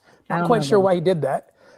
We should be Matthew 18 compliant. It's very important. Understand, me and my team, I lead teams that rescue children. That's a vehicle that saves kids. I think people should be very careful when you attack a team that's rescuing children. And if you're saying things that are not true and you hurt that effort, there's some accountability there for podcasters. So I'm surprised to hear Greg Mattson say something that is categorically false about me. And the timing, to think it's not a political hit, or at least to bring it up. The timing's interesting, don't you think? 5 years, Sound of Freedom sits on the shelf. No one touches it. Angel Studios has the courage to put it out. 3 weeks after I say I'm running for Senate, the Vice News article comes out. Oh God, I'm pausing like a champ today. Okay, you go first because I keep cutting in. No, go ahead, please do. I'm just gonna say that this is where Gordon Bowen comes in. Okay, I believe this is what Tim Ballard is referring to when he talks about it being the deep church. Basically the conspiracy to do a political hit job on him. Okay, because years ago, I followed the investigations in ritual abuse, Goel, who had reported back when all this was hitting Mormon Stories podcast and everybody was, finding out about him and his underwears and his, with his, what was the tattoo again? The Yoder. Yeah. Oh. Yeah, that's fucking nasty. Yoder. Anyways. Oh my God, I can't unsee it. I can't. Oh no. But so at that time, Goel had a few sources that had reported to him that it was Gordon Bowen that wrote on official church letterhead, because he works in the media and of course he does all the media stuff for the church. That he had wrote this email that was basically the public distancing of Tim Ballard. And I remember when Tim was saying, that he had not been, the church didn't, I'm gonna have to pull those videos because it's all coming back now. You know what I'm talking about? Where, let's see, hold on, I opened some things. I just went and grabbed it. I went to find the picture of the tattoos. Let's see. Oh, I spelled it wrong.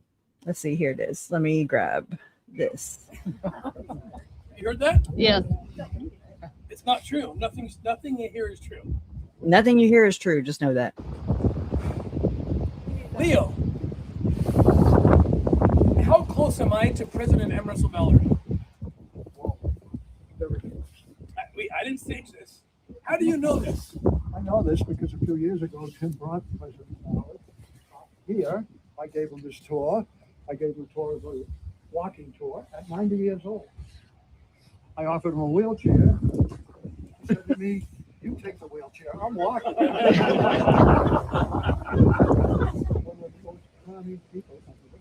Thank you for filming. You should all film whatever you can right now. President Ballard is like a grandfather to me. Oh, he is your grandfather. He came to me in, I don't know, 2012, 2011. And he told me that he appreciates all the things I'm doing and he wants to help me. Never in my life. Oof. Never. Ever. Have I used his name to raise money, to make some business deal? What business deal? I don't have business. It's never happened. Yes, he does. But all the press in Utah is claiming that some church representative is saying that I can't get confirmation. Whether it's true or not true, if it was authorized or not, I don't know. So this is breaking up my family like you can't believe. My children are being harassed right now because everybody believes the Church of Jesus Christ of Latter-day Saints that I've defended for how many years? I've written how many books? Made how much money for Deseret book? I don't know. My hypothesis books. How much? And nobody can tell me. Guess what? Do you think I called my state president? I said, "Do you know about this?" No idea. I don't believe the church did this. I truly don't. Me either. Can you imagine that the Church of Jesus Christ of Latter-day Saints? Yeah. Would publicly condemn one of its members? Oh, he did a plie. Without talking to the bishop, the state president. My state president had no idea. No. Is that possible? No. I have never used Elder Ballard's name, ever. Never traded on his name to ask for anything. I've never had any business dealings with him. He's like a grandfather to me, and Leo can testify. Right. He's a grandfather. He asked me to take him on this tour. He just said he's a grandfather to me, I'm sure. God dang. M. Russell Ballard asked me to take him on this tour. I didn't. It wasn't my idea. Okay, it doesn't mean you're not shitty. Here, what? Tell me what you've experienced. By the way, if anybody wants to share this with any news outlet, do it. Do it. Do it, lady. This was so performative. And his son was with him on this, the same son that he was taking to strip clubs for these practice ops. Yeah. Mm-hmm. He is a hot mess express right there, boy. Oh my gosh. I can't take him seriously with his tight pants at the bottom. I can't. He did plies. He shaves his arms, it looks like. I don't know. I'm okay with the shaping of the arms. I mean, until they grow back and they start prickling you. Well, continue to do it. All of it grosses me out. I know, right? And somebody asked if I can smell him from here. He's got that musty smell coming through the computer. I totally smells like a OUR gym. CrossFit. For sure. Totally does. It's a scratch and sniff TV. Okay, ready to go. Share it. Oh, okay. Something evil is going on. I don't know who's behind it yet. He loved the tour. Explain to this group my relationship with President Ballard. It doesn't matter. I mean, they just distanced you and said you had morally unacceptable behavior. And that, well, I guess it does tie with that. But I mean, he's President Ballard was deceased at this time, right? When was this? Not yet. So this was when the Vice article came out, and the Mormon Church did give a statement. He had not, to my understanding, Russell Ballard didn't pass away until a couple weeks later. Yeah, this is actually September 16th, 2023. And the 500,000 views. Damn. Yeah, it says while on a tour in Boston, Ballard addressed a crowd of supporters and encouraged them to send his recorded statements to the media. He said, "Do it." I'm about to clip that. I don't know. He loved the concept of the American Covenant. He loved the tour. He encouraged you to do it. Oh my God, they just jumped. Good, and I think they encourage church members to do good things of their own accord. And he encouraged you to do this. He thought it was plain. Who set you apart? Woody. Who set you apart? Who set you apart? Where did he do it? At the Glen House. And what did he set you apart to do? You missionary for the Church of Jesus Christ. President Ballard said he invited my son up to this is the place. You would realize you're participating in history right now? I want you to understand that. Three days before that horrible story launched, it was leaked to the press that I was going to run for U.S. Senate. Oh, Lord. Do you think that's a coincidence? 3 days later, Vice magazine? Vice? Do you think the church would make a statement to Vice? They did. I can't imagine. But they did. Vice magazine has done anti-Mormon stories that you can't believe. Vice magazine and has promoted the concept that pedophiles should be called minor attracted persons. Oh, geez. Normalize it. Oh, knock Vice it off. magazine has done more pieces on the church. It doesn't make you a nice guy. I can't imagine that the Church of Jesus Christ of Latter-day Saints would make a statement to a tabloid. I can't imagine. I mean, I can't confirm it. But they did. They did.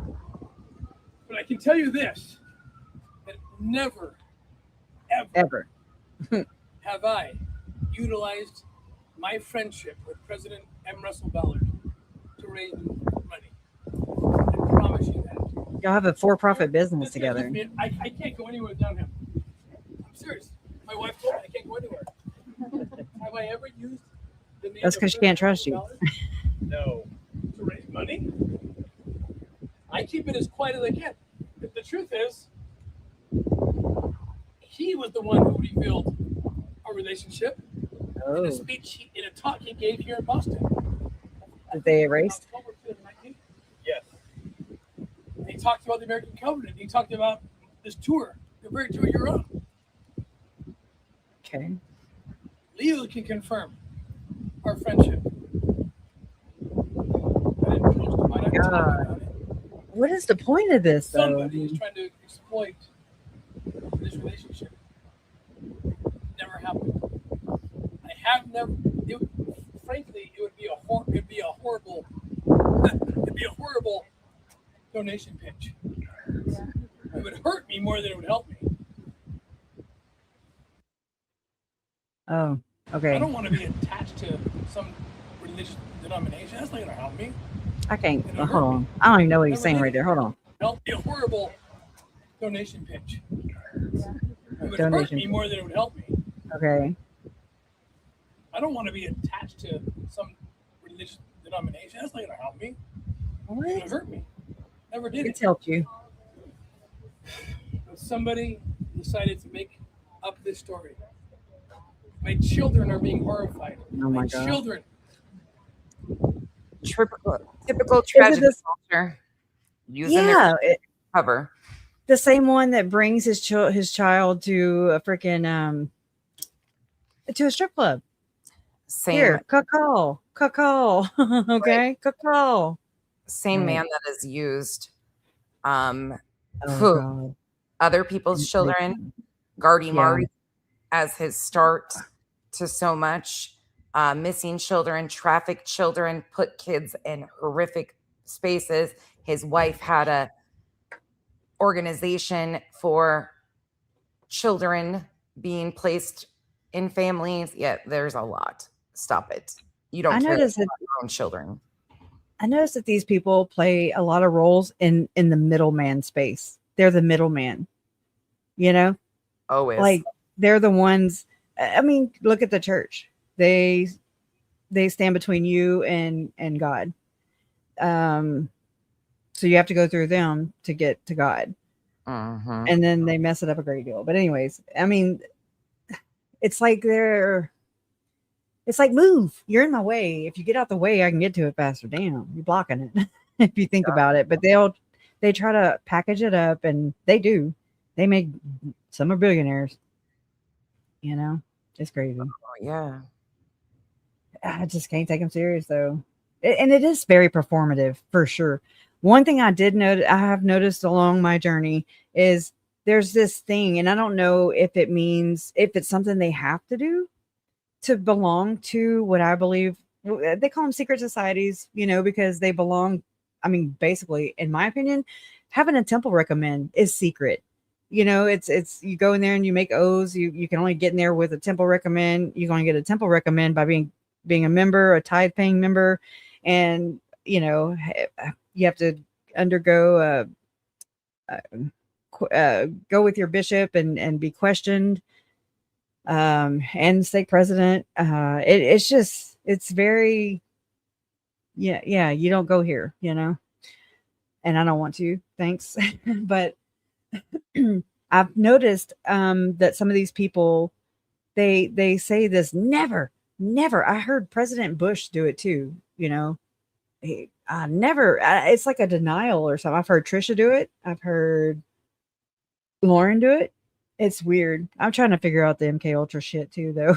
So I'm always looking for those kind of things, the weirdness. But back to my wife has lived a life alone with him. Okay. Oh, bullshit.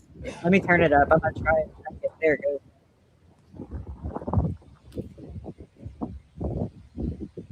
Oh God. Last 20 years. Man, that sucks. Hold on. I gotta turn that shit down. I have missed the majority of my children's sports. Shit. Yep. Here we go. But the undeniable fact is this, that our efforts have rescued over 7,000 women and children. It's true, sir. I don't remember him crying. Oh, yeah, always. That doesn't come easy. And what do I get from all that sacrifice? What do you need? Positive. Okay. I'm the bad guy. You are the bad guy. There is no proof of these 7,000 children Tim claims to have rescued. It's similar to Dog the Bounty Hunter claiming that he's found 10,000 missing. Actually, they were bond jumpers or, you know, bail bondsmen. Same thing, wow. Different person. Dog the Bounty Hunter claims to have hunted down 10,000 people. Tim Ballard claims to have saved 7,000 people. The source of both their claims is themselves. There's no proof to find like actual numbers on any of this stuff, but very similar. And people in here, some of them know the crossover with Dog the Bounty Hunter and his insertion and wanting to be the border czar. Very same things. Dog did promote OUR. A lot of these people are very connected in that space too. Yeah. In essence, tragedy vultures with other underbelly and way more political and religious manipulation going on right in front of your face. Okay. Yep. She said it. She says it so good all the time. In the story.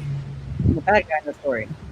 That rescued over 7,000 women and children. Can you help me understand that? How can I be the bad guy here? I'm not perfect. I'm as human as anybody. But how is it that my decisions and my actions, which led to the rescue of over 7,000 women and children,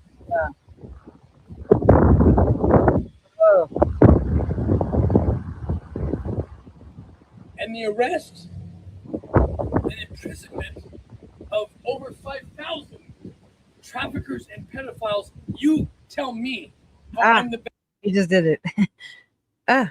Okay. I don't know about the 5,000. Okay. I'm sorry. No, that just doesn't even seem plausible. Anyway, hold on. Traffickers and pedophiles. You tell me how I'm the bad guy in that story. How is it possible?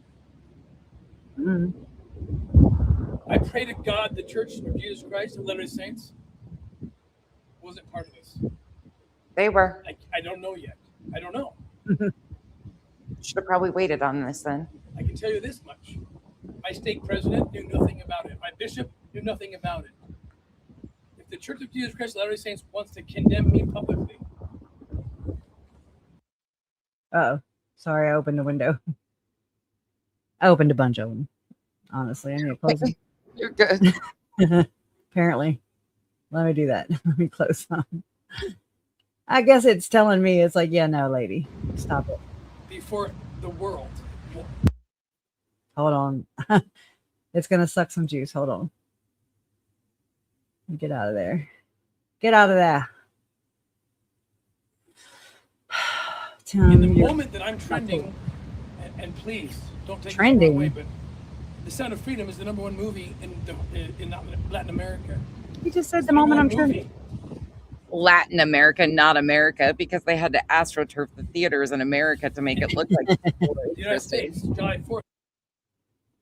Oh, okay. Ta-da! That's him as a magician right there. If I don't know if you want to subject your viewers to this or not, but I put a picture up that if you want to share it, it's of his tattoo, so people can understand what we were talking about here with his tattoos. Oh, there it is.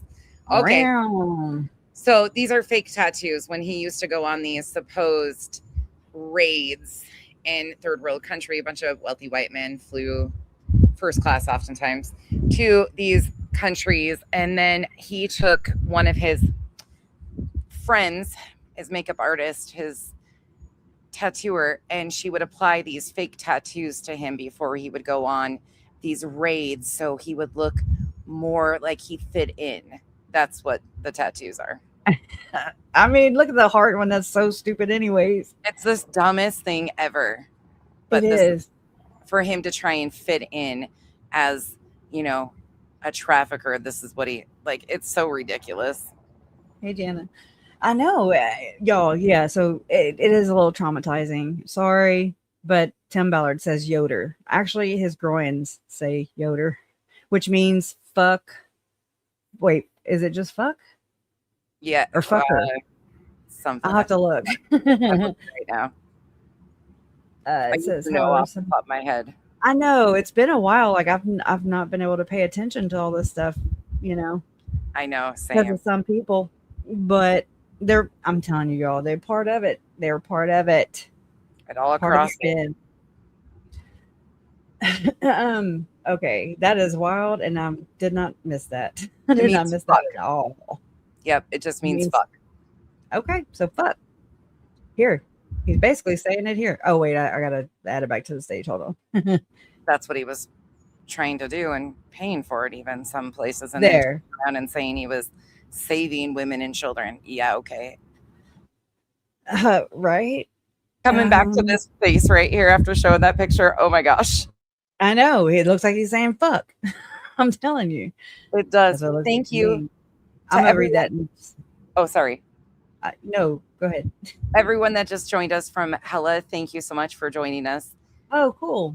You haven't missed much. Thank you, Hella. Early on in our Tim interview, but there's a lot of backstory if you would like to rewind. But thank you for joining us over here. Please make sure you hit the thumbs up for Kresha. Thank you. And make sure you go subscribe to Nonsense.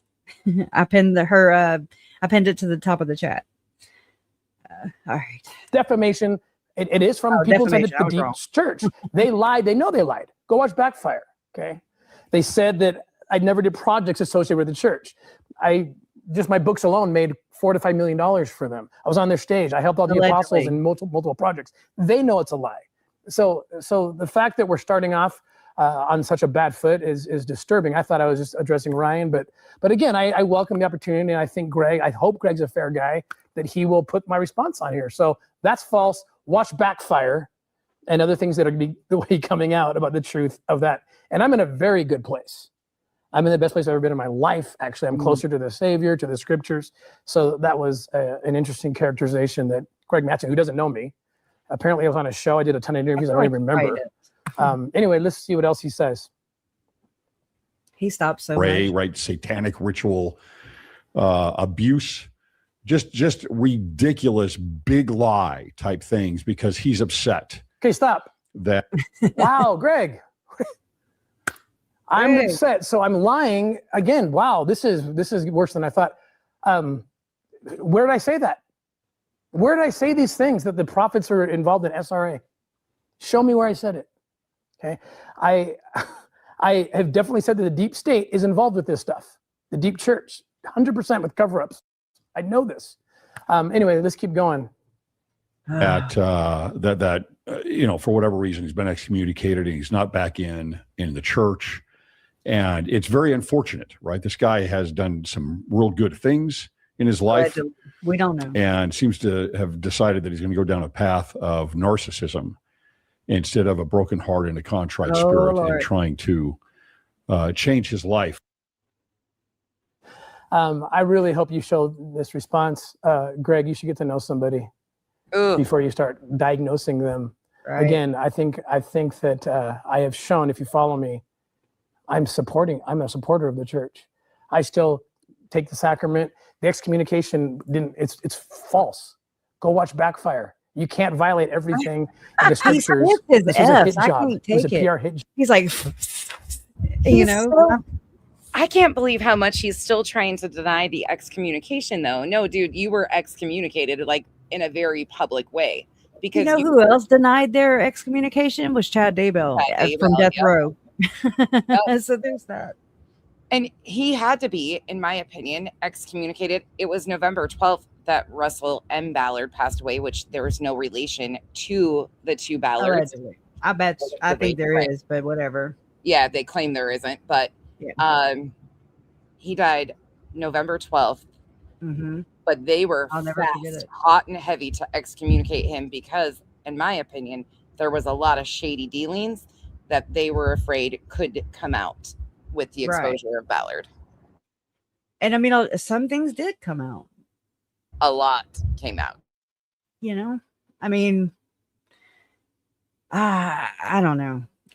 For sure. Like now that I'm watching it again for the third time, not by myself, I can see through. I can break through the shit, It reminds me, Kresha, of the interview when he got up and walked out. See, this is the only way to react. It's safe because he controls the stage. He's got him on the TV, but in person, when Ballard is questioned on something hard, he gets up and leaves the interviews because he can't control it. Right. Mm-hmm. And I have this. I actually captured this, the whole thing. Well, all but the last 12 minutes or something, because they privated it before. Yep. I mean, my record game used to be on point. Now it's like, oh damn, I forgot about this one that they yanked right away. And I mean, I have an hour and 10 minutes of it, but so this one's only 4 minutes and 34 seconds. But I mean, this is a little look back. I mean, this is just a year ago, but that doesn't mean that's when it was made. I don't know when it was made because I uploaded it and I did it quickly. You can tell because I didn't write anything. So sorry. But this is before Troy Abel died from Mormon. Wait, what is it? Dispensation? The last dispensation. The last dispensation. And I feel like they used this guy, but he let him. And he was used horribly. Tim looks horrible here. Looks like his programming is falling apart. But he looks like Julie Rowe whenever she looks like that. It's like a Lauren too, in my opinion, if you want to ask me. But anyway, so I'm gonna play a little bit of this because this is in between what what we're reacting to right now and when it began. So this is him in real time back in as we were watching it unfold. one of the many times he could have been like, I just wanted to give you enough rope, you know? Yeah. So let's hear it. We're building a task force, aerial it's recovery. Like this in the beginning. And we're going to build a task force. And I went to speak, and 2 private investigators from Utah showed up at my event. They flew all the way to Ecuador to try to catch me in some lie. Dude, I'll tell you, you're not recording this live, right? No, I'm recording. I mean, I'm editing later.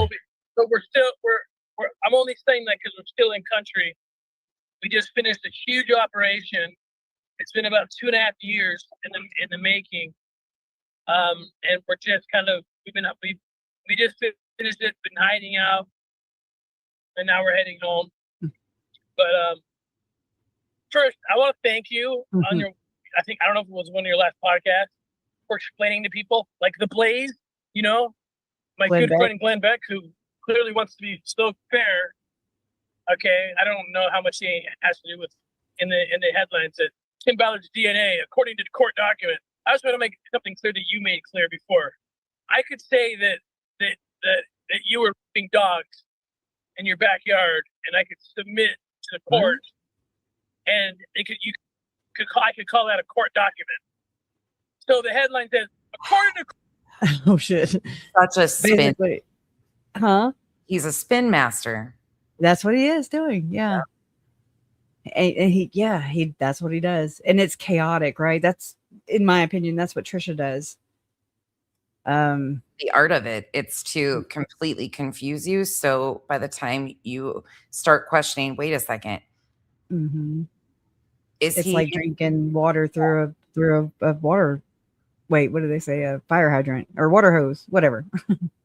It's so chaotic though. And he does that intentionally. He serves you a bunch of word salad with no dressing. And it's the art of confusing people. One thing I forgot to mention, I was going to mention it earlier. Somebody said he's giving Tony Robbins vibes. Well, funny enough, for those of you that don't know, him and Tony Robbins were good buddies. Tony Robbins was one of his heroes, and Tony Robbins is actually depicted, if you rewind, in that modern day Harriet Tubman photo. I closed it.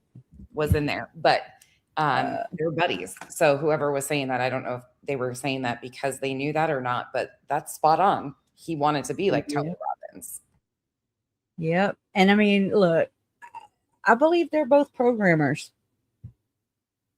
in this system. Allegedly. That's just me. But I mean, I don't really know what equates or what makes up or composes a programmer or not. I don't know. I mean, anyways, I got to look more into this part to be able to talk about it, but it's chaos. It works for them because you are, like she just said, you're so overwhelmed with the word salad and it's really not relevant. Right. It's like, oh, and it's like they just plow you with it and they knock you off, it knocks you off. You're oriented. Yeah.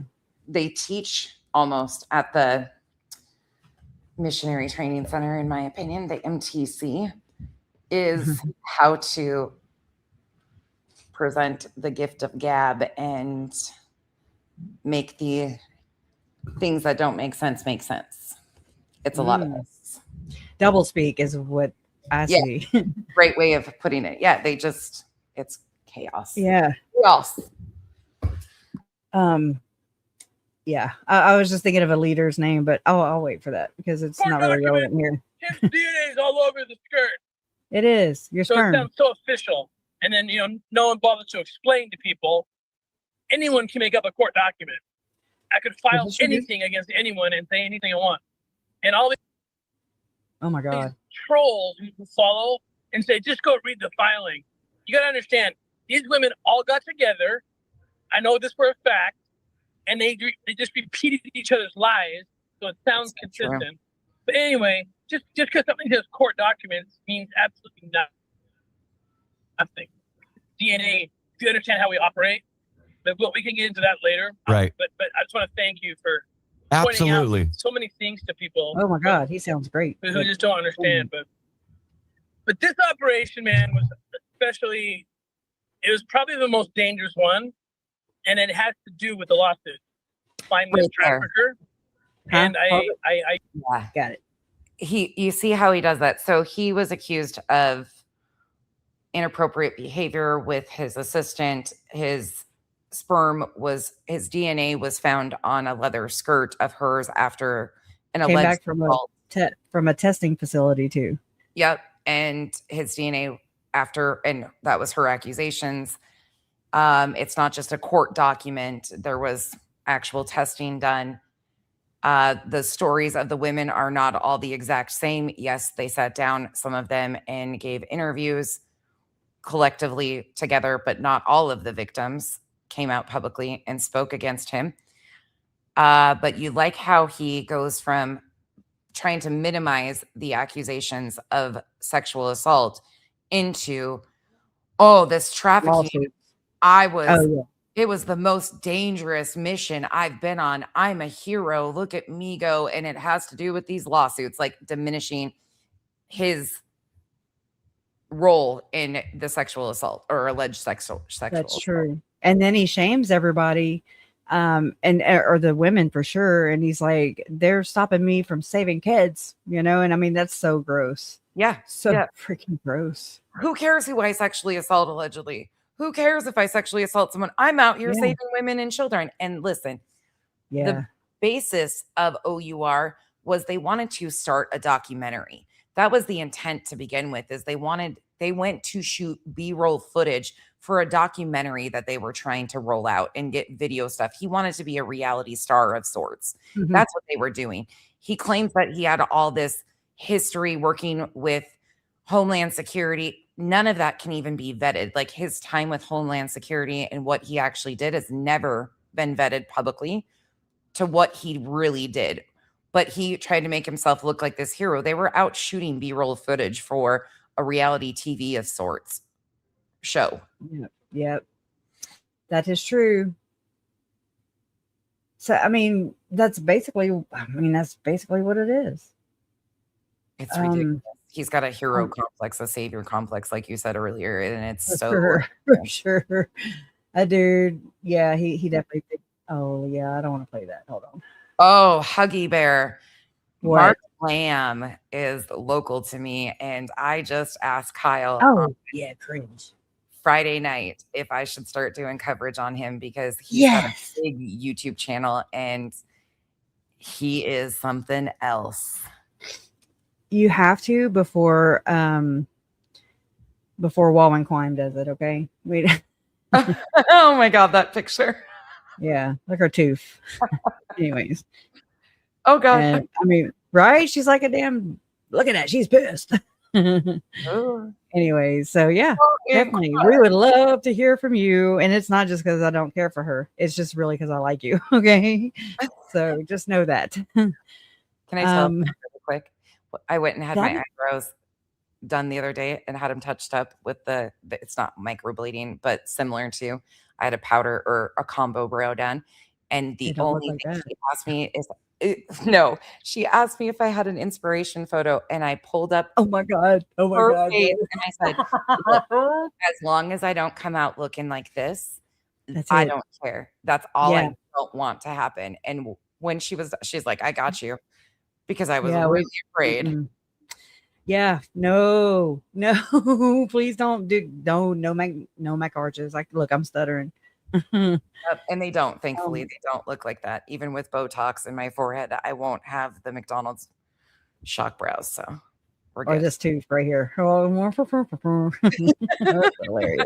I mean, it was the perfect, it's like her, I don't know. It's like her lips were stuck.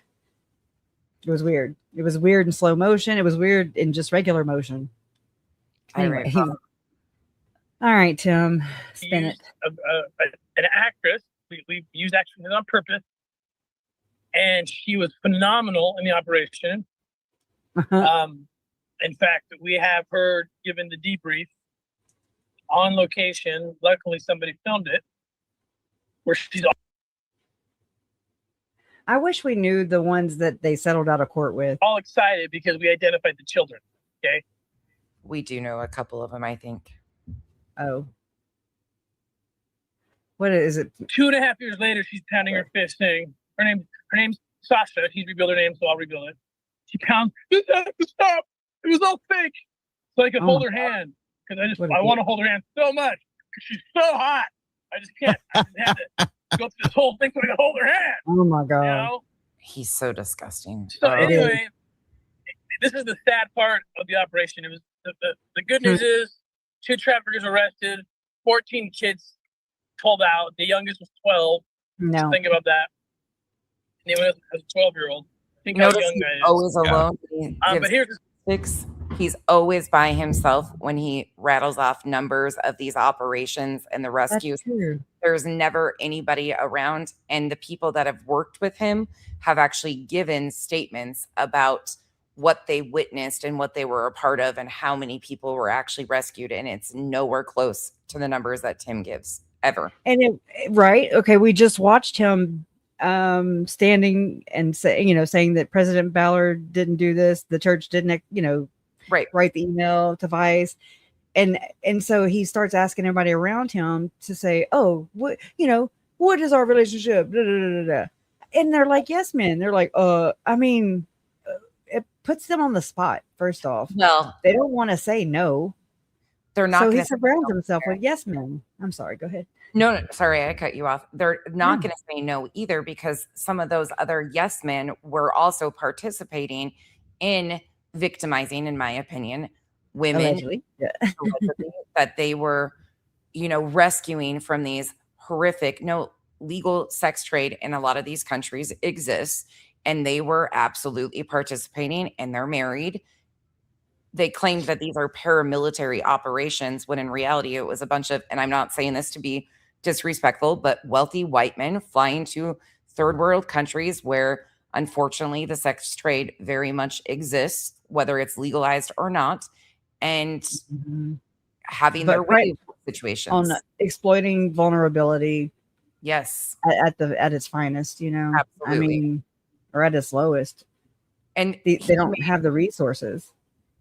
By bringing these men in, and whether they were partaking in the same events that he was, they felt that they had to protect his secrets, in my opinion, because otherwise their church standing or reputations were on the line. There it is. Oh, there we go. There, you even put his face on it. Look at you. Yeah, so I call it the infamous whiteboard meeting, because this basically is like the whiteboard prophecy, making fun of the white horse prophecy. It's like all this, you're better at this, you're better. You do it. Hold on. If you can see it. I can see it. So okay. These were all of, oh gosh, I'm going to forget what he called it. Sizzle. The sizzle. These were all the sizzle. So these were all supposed to work together, like the different LLCs and the 501c3s to lead. I'm trying to find the original one because it's got the notes on it. Second. Here it is. Okay, let me switch it over. Or you got it, or you're just going to read from it? I'm getting it, but that one had. I was going to make you admin, just for the night or whatever. I didn't know if it would make it easier, but it still wouldn't give you access to your stuff. And I was like, well, damn. It's okay. I have this button saved on my screen, but I haven't talked about him in a while. So I'm like, I know. Rusty. Yeah, I am rusty. I feel like I'm like, ooh. So this is the original one. You can pull it up on your screen now if you want to switch. Good. Okay. Let me remove and go. So all of these were supposed to work, all of these different little LLCs, the slave stealers, the sizzle of the rescue. These were all supposed to basically, in essence, tie together for timballard.com. And see the numbers down here and stuff. There's actual breakdowns, but this was actually leaked. I'll share this with you guys too. But all of it was to, in essence, get Tim Ballard to be politically aligned, and potentially his hopes were to become the next president of the Mormon Church. So all of He was these. actually now. See, this is where. What is that noise? Oh no, that must be feedback or whatever from me. Okay, so what I remember is that Tom Harrison and Ken Krogh gave Tim blessings. Some of those blessings, that were included in the lawsuits that were screenshotted or screenshot. I don't know how you say that, plural, but there were screenshots taken of it, and they were saying that he was going to be, in this order too. They said senator, then they said president, then they said prophet of his church. Yep, prophet. There you go. Yeah, so it's like, okay, that first off, that's a conflict because church and state, right? But then if you think about NWO, this kind of mindset, the accelerationist, this is what they're doing. They're trying to bring on the end times. That's what Chad and Lori were doing. It's the same movement, just it got exposed at different times. That's all. Absolutely. Yep. Ruby and Jody, they're part of it. Tim, I mean, yeah, there's plenty. Julie Rowe, Hamblin and Gordon Bowen, I believe they're more from an earlier, part of this movement. Same movement, I believe. But yeah, so I mean, they had given them priesthood blessings about this, about becoming, and I mean, so whatever it is, but I had done this research into basically there was a screenshot that was included in one of the lawsuits, and it was a screenshot that, I mean, it was an alleged therapy session between Tim Ballard and Tom Harrison, and Tom Harrison. It's like a transcript, very short. And so I don't know, I had revisited it, and it just kind of struck me because the way I don't have that photo pulled up, but I have the analysis I ran on it, which I mean, I need to shorten this thing up because it's pretty long. But basically, it reminded me of like a MK Ultra style programming type, like what you would hear or see when you're researching this kind of stuff. And so I was like, let me see if my chat GPT can help me with this. And so I fed it the transcript, the screenshot, and I was just like, is this, what? And I mean, I just asked it. I didn't tell it anything, and so it said that based on the transcript that I'm going to kind of have to read this. So it says creating a controlled dissociative state. The foundation of this alleged session is built on specific tools designed to alter consciousness and increase suggestibility. So he was on, apparently allegedly taking ketamine treatments at the same time. And it's the most critical element. It says that ketamine is a powerful dissociative anesthetic, and that medically it's used for anesthesia and in smaller doses for treatment-resistant depression and PTSD. Its psychoactive effects are profound, and it goes into dissociation. It creates a sense of detachment from one's body and reality, stepping outside of himself. That's in quotes. This is a classic goal in depatterning subjects to separate the conscious mind from its established identity and emotional anchors. But I mean, basically, because I didn't read all that stuff to y'all before, so let me just kind of skip down where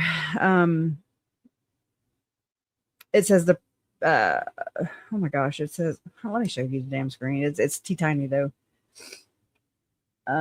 It says neuroplasticity and suggestibility, that ketamine is known to increase the neuroplasticity, essentially making the brain more malleable and open to forming new connections and patterns of thought.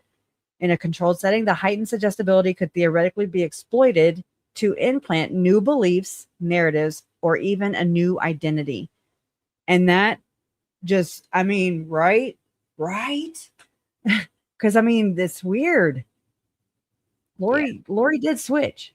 She flipped a switch. I don't know how this is happening. I just know that I've seen this in my research into MK Ultra.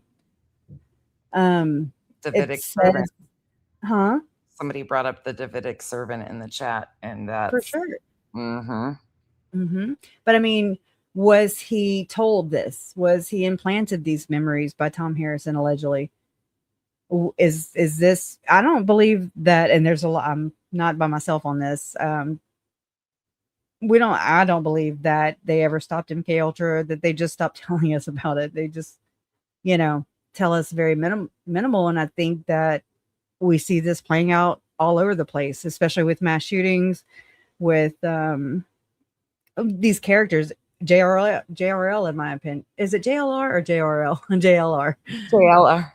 Yeah, I always get it backwards. And I believe that he resembles that to me, like just kind of a mind controlled puppet.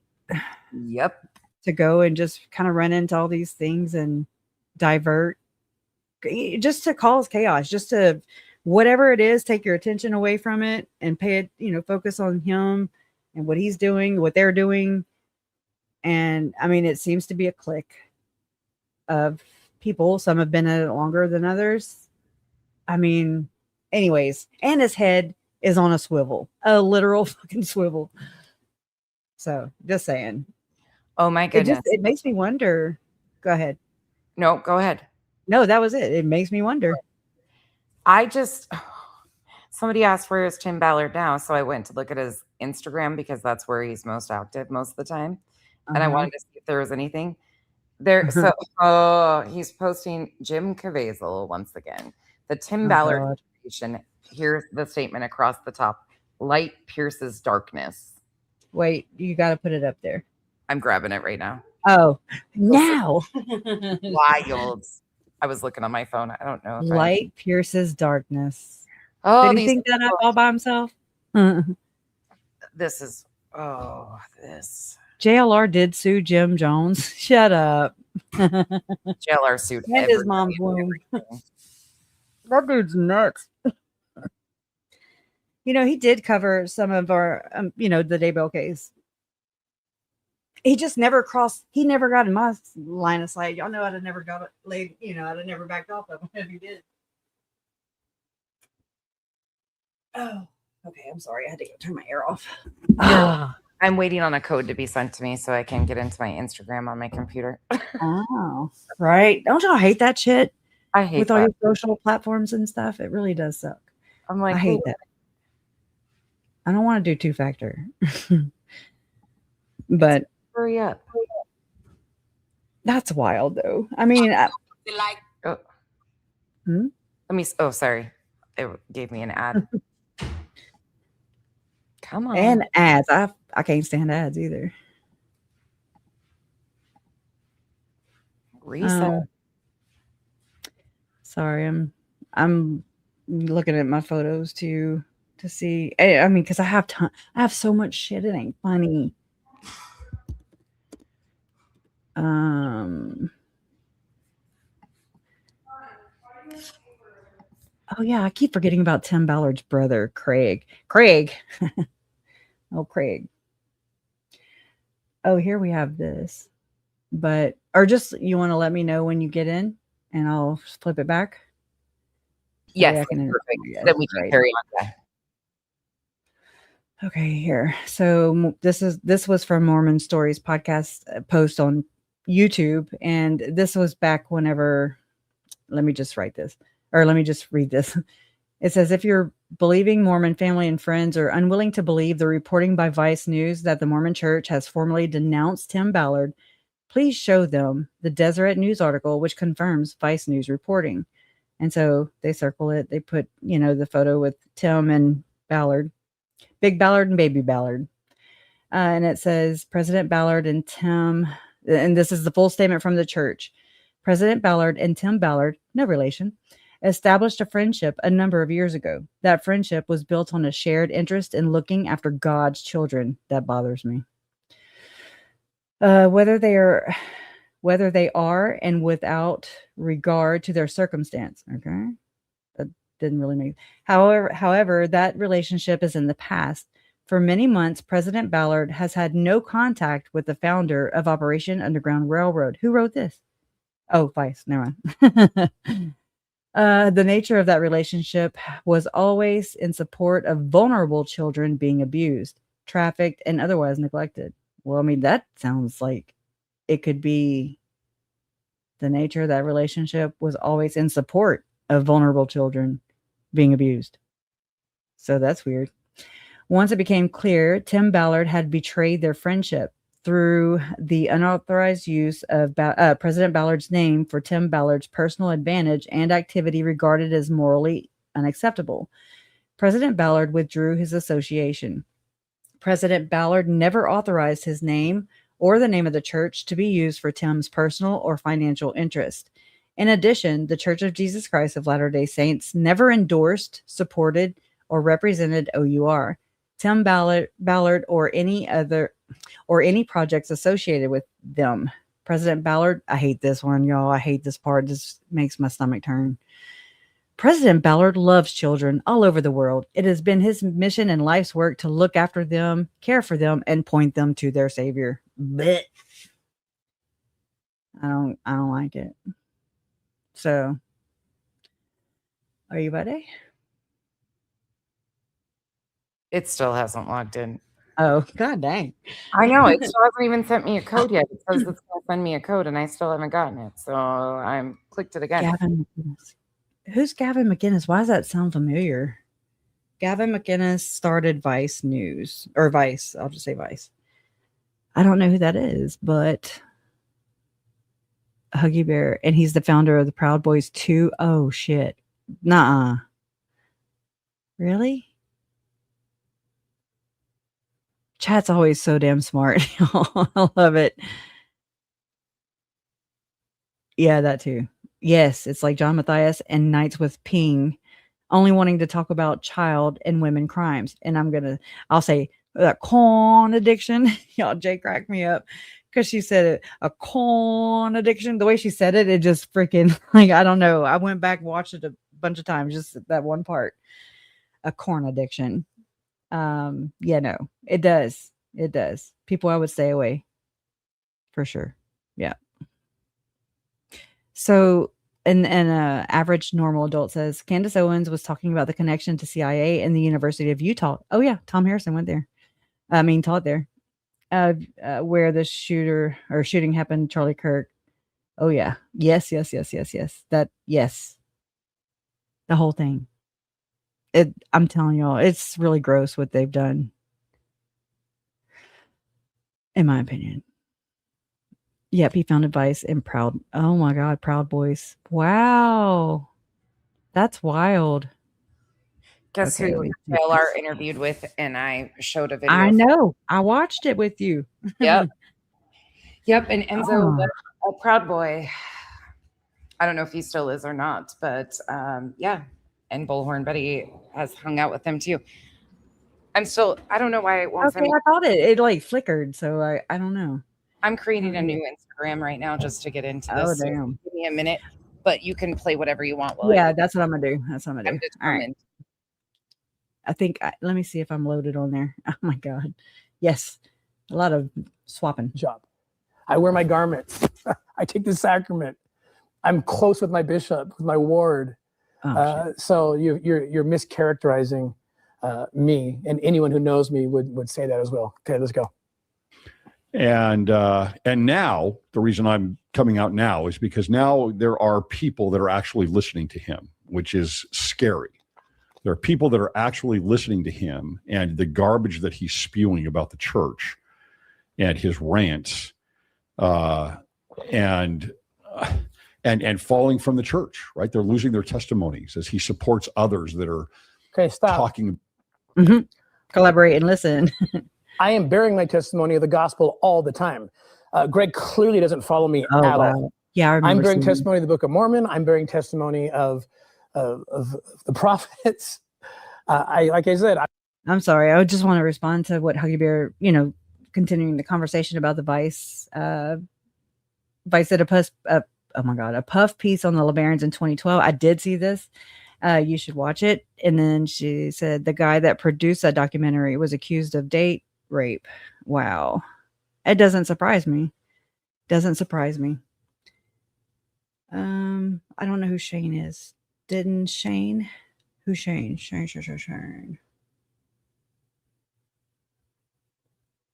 I don't know what that means. I'm not falling away from the church. This is getting, wow. I thought this was about Ryan Fisher.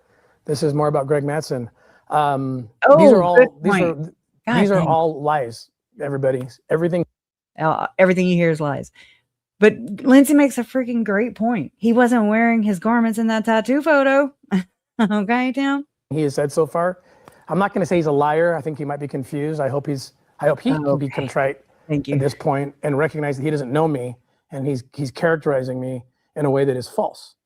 Okay, so let's keep going. But the church did about right. this SRA and you know that hey, the church has fallen and etc. And it's a little bit concerning now at this point. So, and I'm actually surprised that more faithful. We haven't really seen many faithful podcasts or platforms coming out and saying anything about this. Greg, that's because they are following me.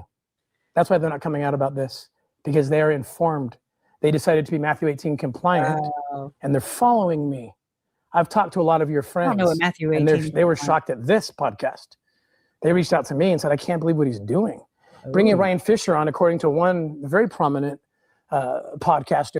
Sorry, that reminds me of when Lauren did this to Christina with 9,000 to 12,000 people watching her 9-hour lie.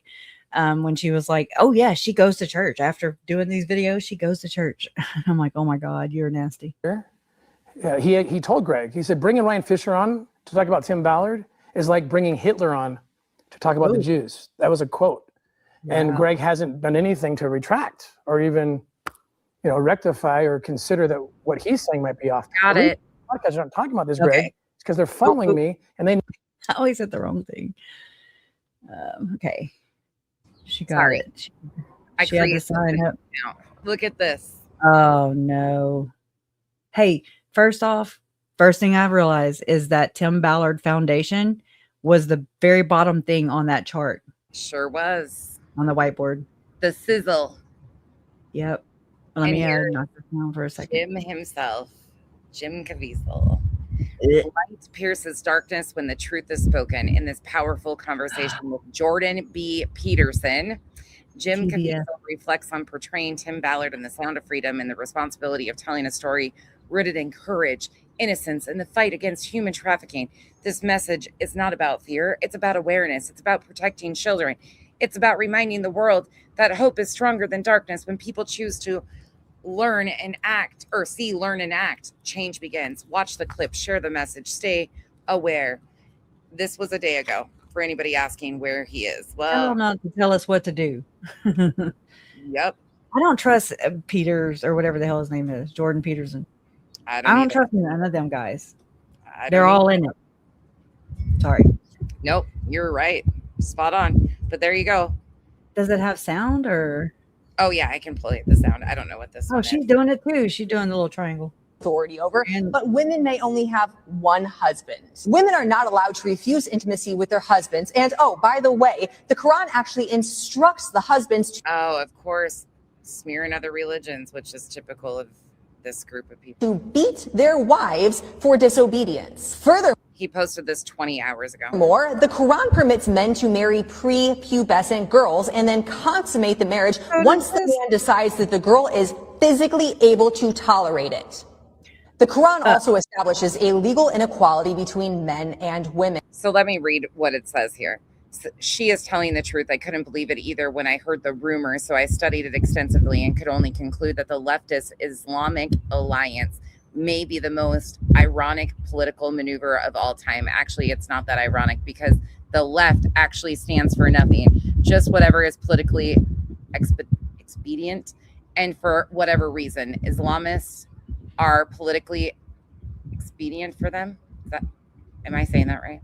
To paraphrase Alexander Hamilton, at least as reported by Lin-Manuel Miranda, if you stand for nothing, you will fall for anything. So once again, he's pushing political agenda. No wonder why he's reacting to this right now too. I mean, it's all. This is crazy. Wow. Okay, here. Yeah, they get on my nerves. Okay. This is wild. I said that to you right before we started. They're amping up with political stuff, and here we are. Here we are. And women are not treated as equals. They are treated as lesser than. There's more, but we're going to move along to Islamic law, which stems from the Quran, which allows for the death penalty for gays and the abuse of women at the discretion of their husbands. Ultra progressive. That's your guy right there. That's what you voted for. Oh, wait, there's more. The Quran also explicitly calls for violence against non-believers. Here are a few references you can pause and read. Fitna is worse. They're explaining SRA victims' allegations, basically. Kresha, this is 20 hours ago that he posted this. So I don't. Tell me what I need to take, or what am I missing? Like the big takeaway. Like for me, the big takeaway is just that he is still not letting go of his political aspirations, and he is using like coming out and reacting to that interview. It's all crisis management of his. He's the victim. He's been victimized. Well, he is over here on these other ones. Like, I was victimized. I was lied on. I'm the savior. I'm the victim. Yep. Trying to push. I want to be the president. Yep. Oh, because my God. He was prophesied. He was Revelations. Whatever. Oh I'm my sure gosh. there's Okay, thanks. I'm sure there is, but there you go. He's still doing what Tim does, so we don't have to watch the rest of this. Yeah, Tim Ballard posted this. This is Tim Ballard. He posts a lot of stuff on Instagram, is where you will find most of his BS at. Wow. But just to see what he's doing, the Tim Ballard Foundation and everything, and then the left, he sounds like Bullhorn Betty and JLR right there. Like that is, Yep. Okay. Sounds about right. Yikes. Know that everything you just said is a mischaracterization. Keep rolling.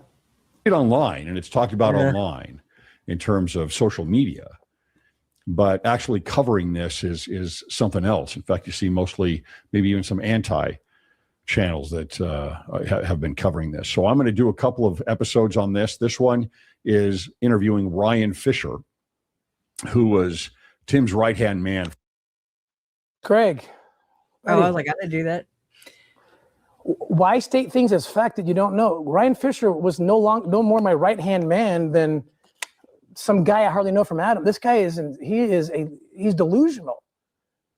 Well, you could have just picked up the phone and called anyone on my team, and you never would have done this podcast. Okay, roll. He's got a lot to say about Tim that you should hear. And if you've heard about what's going on, Ryan's going to be able to enlighten you a little bit more on the beginnings of Tim before even OUR started. And some very interesting things are brought to light in this interview. After this interview, I will be doing another episode that is going to be more on things that I've worked on and researched. I actually interviewed some of the women before I think any other media platform actually did. I could be wrong on that, but I think that's right. Before Glenn Beck talked to anybody, before they had legal representation, most of them. This was back in September of 2023, and had several hours of interviews with them. At the time, I did do an episode on this at the time, but kept things rather general for specific reasons. Yep. Mm-hmm. Okay, I've been bugging you about this, but I'm going to interrupt for just a minute, you guys, and take us on a little side tour, because I need Kresha to fall down this rabbit hole with me for a second. But this is a really short segment. I've been telling you about this guy. Oh, God, yeah. You got to pop my cherry. The only reason I'm doing this is because when you hear Tim, you will go, what the heck? Mr. Marks, you make claims that are unlike any ever made by... So this is about Victor Marks from Colorado. If you don't know, just hold on for one. Somebody running for Colorado governor in recent history. You claim that you've been all around the world armed to the teeth rescuing women and children from captivity, that you've stopped human smugglers at the Mexico border and made them pay a price, that you as a civilian called in a U.S. military airstrike that killed 70 ISIS fighters. Kresha, these are all claims that Victor Marks has publicly stated are part of his. Yeah, the first sentence, I was like, that's some bullshit, man. Yeah, and right there, Tim Ballard. That you were the first American into Gaza during the war with Israel, that you've done 150 high-risk missions and every one has been a success. You told me last week that it's all true and that you don't need to prove it to anyone. But you're talking to voters now. How should voters decide whether you've lived one of the most extraordinary lives in human history or whether you're a liar and a fraud? Isn't this wild? Yeah. Yeah, but I wish people would talk to Tim like that. I know. I wish they would have done the same with Tim. He's running for governor of Colorado. Okay, there you go. You can take us back. Oh my God. You don't need, but I need you to. I will. I am actually copying some of Ballard's playbook or something. stories. Maybe we're missing something here between all of these people, and I don't know what it is, but there's you're some doing sort a of great job though on the playbook thing. It's the pattern, you know. I mean, it is what it is. That's they all do the same thing. Well, this one is thanks to Kyle once again. Kyle is the one that got me down the OUR Tim Ballard, because I thought OUR was legit when we lived in Utah. I've donated to them, and then he was like, "Dig in, Becky, dig in," and I did, and I ended up in this. And then he brought me this guy the other day, and I went, "No way!" So unfortunately, Kyle got me down this rabbit hole again, but. Yeah, you won't be able to unsee it once you see it. And it's gonna we are coming up on elections again.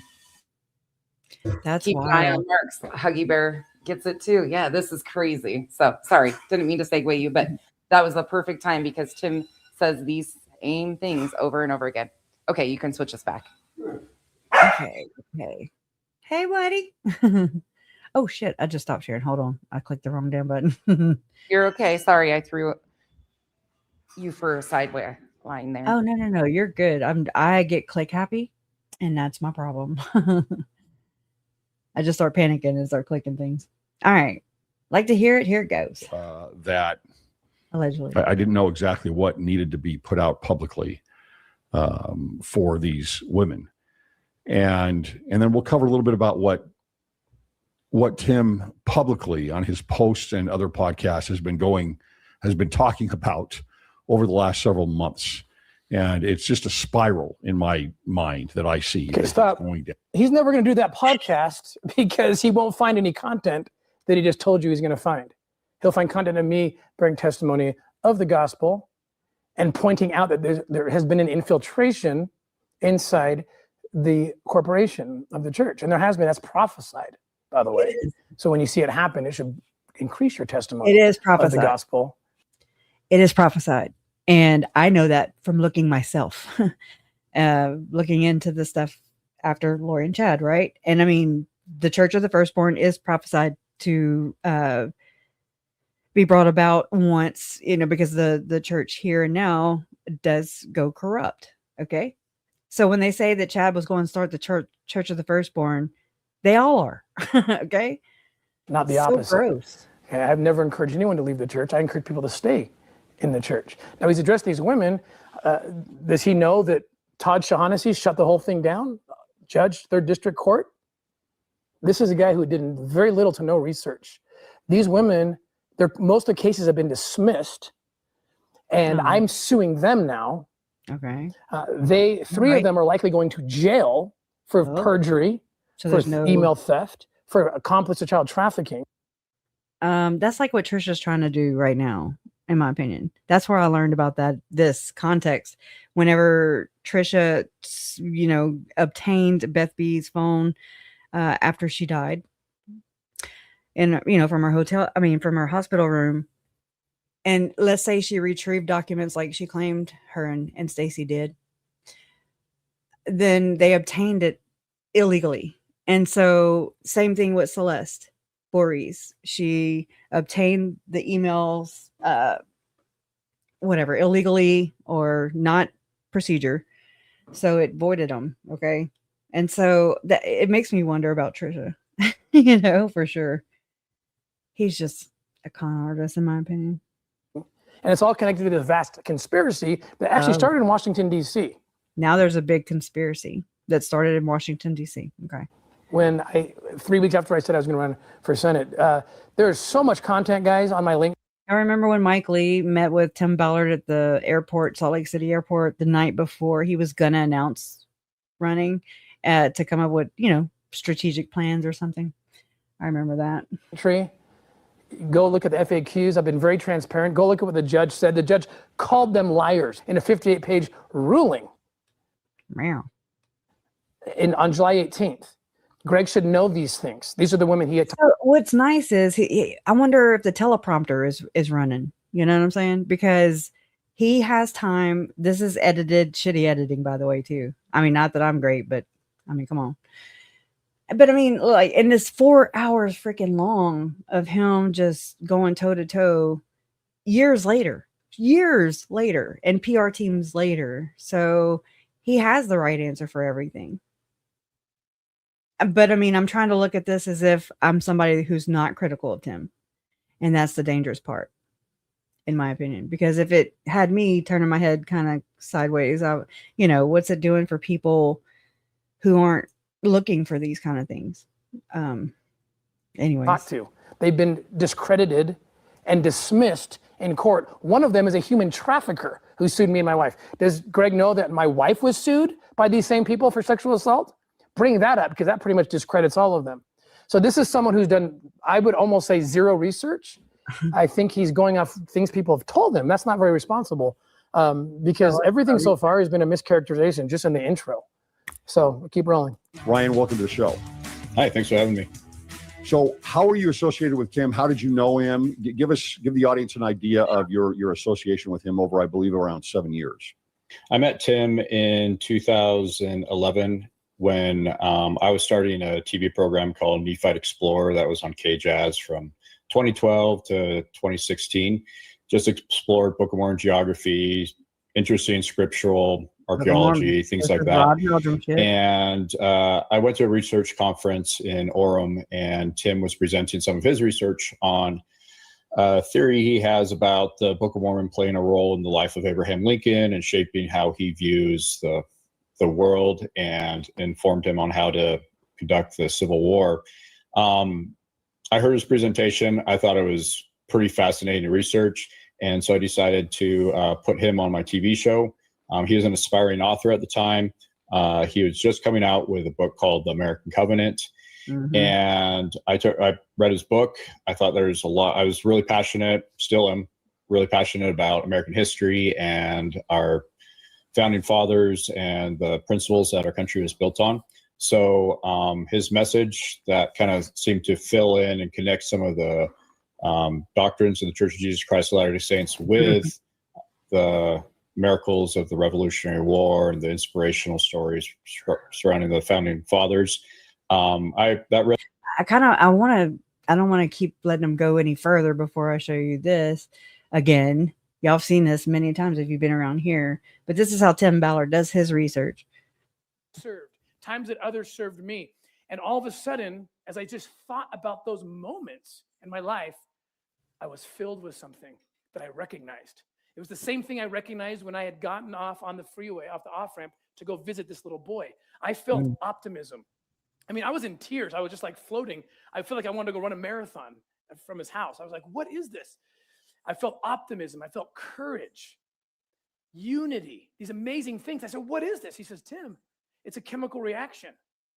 It's a chemical. When you give, when you serve, your brain actually releases these amazing chemicals, oxytocin, dopamine, endorphins, serotonin. And it's what adrenochrome. And if you're a spiritual person like he is. Oh, what the hell? I closed the window. He says, these are the chemicals God puts in your body. Ew, this is freaky. Hold on, I'm gonna pause it and let it just kind of catch up. You're okay. So I mean, he's talking about Tom Harrison's research. He's got it all up here. Tom Harrison he got his hands in everything. That opens up the heavens. You know what I heard opens up the heavens that is really controversial, and they blame others of doing it. Yeah, don't write it in the chat. Don't get us kicked out. It helps you to get past the physical and into the spiritual. Yeah, it helps you portal. So whether you believe that or not, the reaction, the fruit of this is real.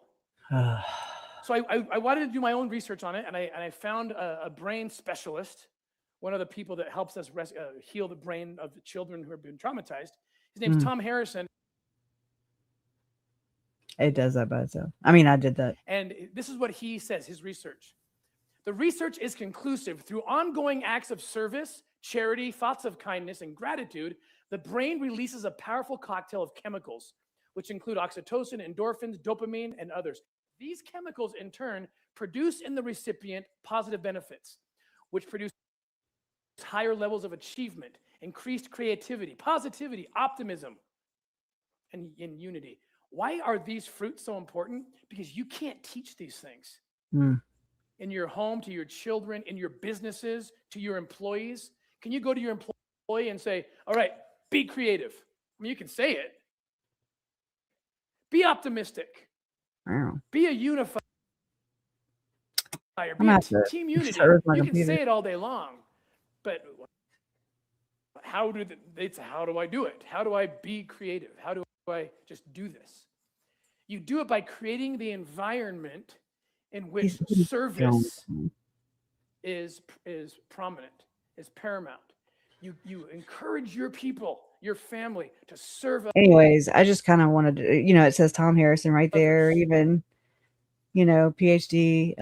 I don't know all the initials. I don't know how to do the acronyms, but this is what he's presenting. Did he do the research? Did they just all pull it together? Like I believe they do. And just, here, Tim, present this, and he just knows how to spin it, in my opinion. Sorry, looking for this tab. You're okay. I got you because he mentioned in this when we go back to when he's claiming about the cases, I just pulled up the Utah court cases and just looked at one of them. It's really interesting though when you look at this. First of all, it's private. They've made it private. But the most recent updates from 4 of 2026, that's the last stuff. But I find it interesting. There's a request notice to submit RE defendant's motion, which Ballard is the plaintiff in this, the defendant's motion to hold plaintiff in contempt of court and for sanctions. So Tim is the plaintiff and they are trying to they're filing motions to hold him in contempt of court and for sanctions. I don't think they're going as well as Tim's trying to play it off here. Right. Anyways, go back. Hey, no, that's good. I wish I could look up court documents as fast as that. I suck at it. I got good at the ones in Idaho, and then ever since I went to Arizona, I was like, oh, I don't know. I had an account with Utah, so I just logged into it because I had all of his court docs for the previous stuff. But you can go back to the interview now. I just wanted because they're extra. Oh, yeah. They are so extra, and you have to have. They cost us money. He has filed suit against some of these people, but it doesn't seem to be going his way, and he's making sure that these are private, so we can't really see the documents. Yeah, why, Tim? Why not be transparent and open? And why would the plaintiffs be asking, or the defendants be asking for contempt of court and sanctions? Right. Yeah, I don't know. And that was all the way back in April. I mean, my gosh, that's a couple months now. Yeah, I'll dig in further and see what I can find, but that's what I found so far. All right, cool. I definitely want to know more. Really resonated with me, and it's something that I wanted to promote. And so I platformed him on my TV show for 6 years, 4 years when it was on KJazz, and longer after that. Featured some of his research. Okay, stop. I want to clarify something. He said he makes it sound like I was with him filming for 6 years. I think I filmed maybe over a course of 6 months. I think he's saying it played for that long. I'm not sure, but to pretend that we were in a shoot for 6 years is absolutely false. Okay, it was very short. I think he just kept playing it over and over. I hate when he sucks his slobber in like he just did. Oh my God, another good balls. Look at him with his. Oh my God, he's got his legs all jacked up, crossed. Stop it, Tim. Over again. I think I was only in season. That's perfect, Tim. Another one. Picture him on the toilet. Okay. No, he's got a squatty potty for sure. He's got a squatty potty, girl. He does. Has a squatty potty. He's a squatty potty. Oh my God. He needs a pelvic floor. Whatever the hell that. I knew. He needs to pick his pelvic floor up off the damn float. Oh my God, right? Okay. Yoder. Okay. Episode 1 or 2? I can't remember, but it was not a big deal. Go ahead. We traveled around the country together. And then I also ran an American Covenant tour, which we took people who are fans of my show and fans of Tim's books on bus rides through the providential places where miracles happen in founding of America. And then I don't like that, where miracles happen. That's still some code talk. and I also was there for helping him to start Operation Underground Okay, Railroad. stop. That is an absolute lie. He had nothing to do with Operation Underground Railroad. He might have been there when I was talking to people about it. You'll hear that story. Also, you need to know he's an anti-Mormon. So to pretend that he somehow supports those tours like it was a good thing, the entire. Okay, hold on. I found. Look, I'm steady digging. All right, here's like a minute clip. Describes the first time Ballard pitched OUR. And he explained what he was doing, and explained that he needed to get out of working with the government, and he had a way that we could really make an impact, but they needed $1 million to start it. And I happened to be with an attorney, and he was sitting with me, and I asked a whole bunch of questions, and my attorney said, "Did he just do that? No, you can't. You can't. What happens if something goes wrong, blah, blah, blah. If you're raising money and it's on the border and these guys you're in Texas." Glenn, aren't you doing alien spying on people? But I mean, this is child trafficking. Tim is the most sincere, most honest, honorable man I think I've ever met. And I said, "I'm in. We'll raise your first $1 million." I mean, my time, my network, everything is at your disposal. Clip Beck describes the first time Ballard. Okay, started over. Okay. Yeah, so there's a little memory lane. It is. Everything I wrote about, everything I still believe wholeheartedly. So it's disingenuous for him to act like I think he's playing to Greg Madsen to make him feel like he's somehow a supporter still of the church. I think he's taking his records off the name of the church. Look, I'm not comfortable. How would you know that? How would he know that? Took his records, name off the records. Anyways, go ahead. Oh, he still believes in skinny jeans. That's for sure. I think he's probably wearing the same skinny jeans he had on. I was just being a smart ass. Sorry. No, it's perfect. Because it's true. I mean, yeah, these are a black pair. He has a blue pair. Characterizing these tours, he would be against everything that I stand for and what I believe in.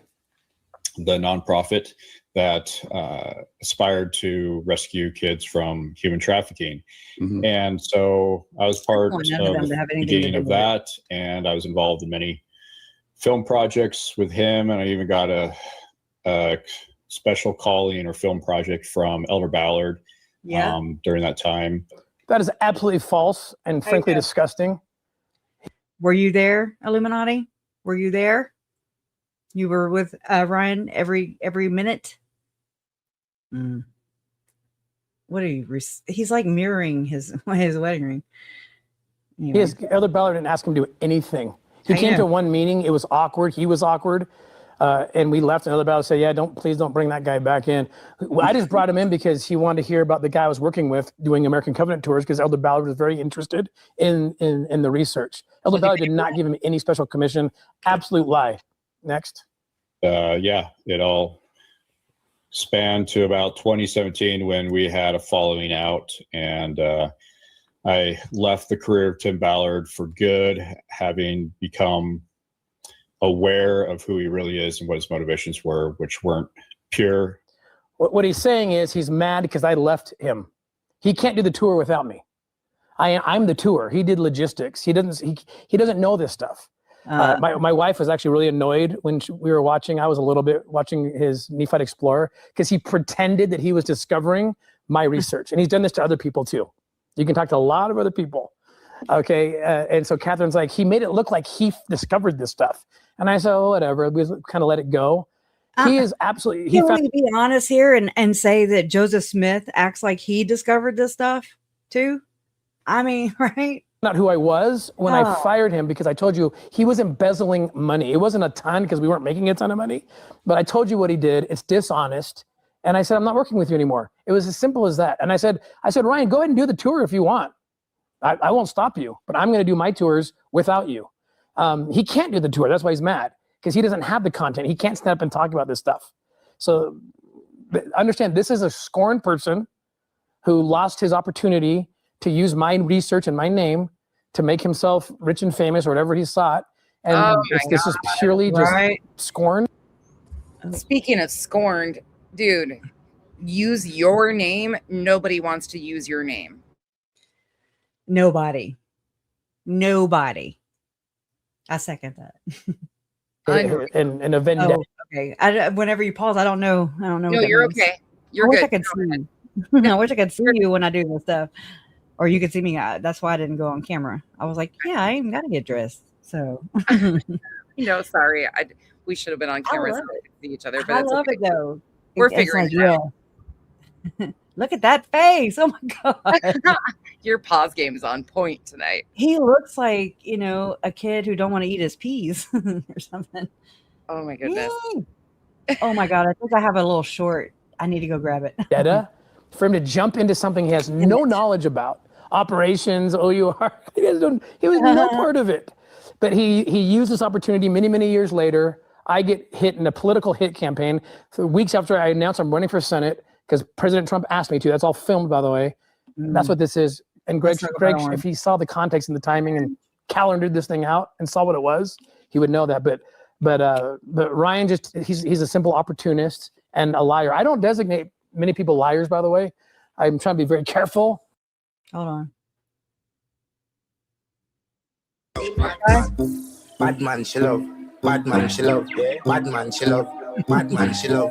Bad man, she love. Yeah. Bad man, she love. Bad man, she love. Yeah. Your pussy. Oh my God, I hope y'all can see it. Okay. I don't know why whoever made it put that over it like some idiots. Don't put it over his face. I think somebody did that for JLR too. Now that I think about it. A lot of people have lied about me, and I say they lied about me. I'm trying to be very careful. There's 3 people that receive the designation as liar, because that's all they know how to do. Ryan Fisher is a liar. Okay, that's a consensus of everybody who knows him and me and the situation. Weren't aligned with principles that I got behind early on, unfortunately. So earlier on, you liked him, you like what he represents, as most people did. He's out to help in human trafficking. He's got seems to be very supportive of the church and founding principles of America. All these things that ring true with so many Latter-day Saints, right? What was it that started creating a disillusionment for you with Tim? When did that start, and how did that play out until you finally left? Yeah, it's one of those things where there's red flags all along the way, but it took a cumulative view of all these red flags. The very first one with OUR actually was we were assembling the very first jump team of operators that were going to go into third world countries and pose as tourists looking for access to kids and hopefully flesh out the bad guys, be able to rescue the kids. That very first jump team training went really badly. One of the guys that was on our team accidentally got shot through his calf. During our weapons training. We were on the front line, with sidearms and AR-15s, and practicing our weapons training. And he went down to reach and grab his sidearm, and his finger went into the trigger well, and he accidentally shot himself through the calf. Accidents happen with guns. We fortunately had a combat medic on standby there, and while they're bandaging him up, Tim came to me and 2 other instructors and asked if he or anybody knew about the holster. And we're like, what holster? Well, he said the holster that we gave him didn't match that, wasn't for that gun.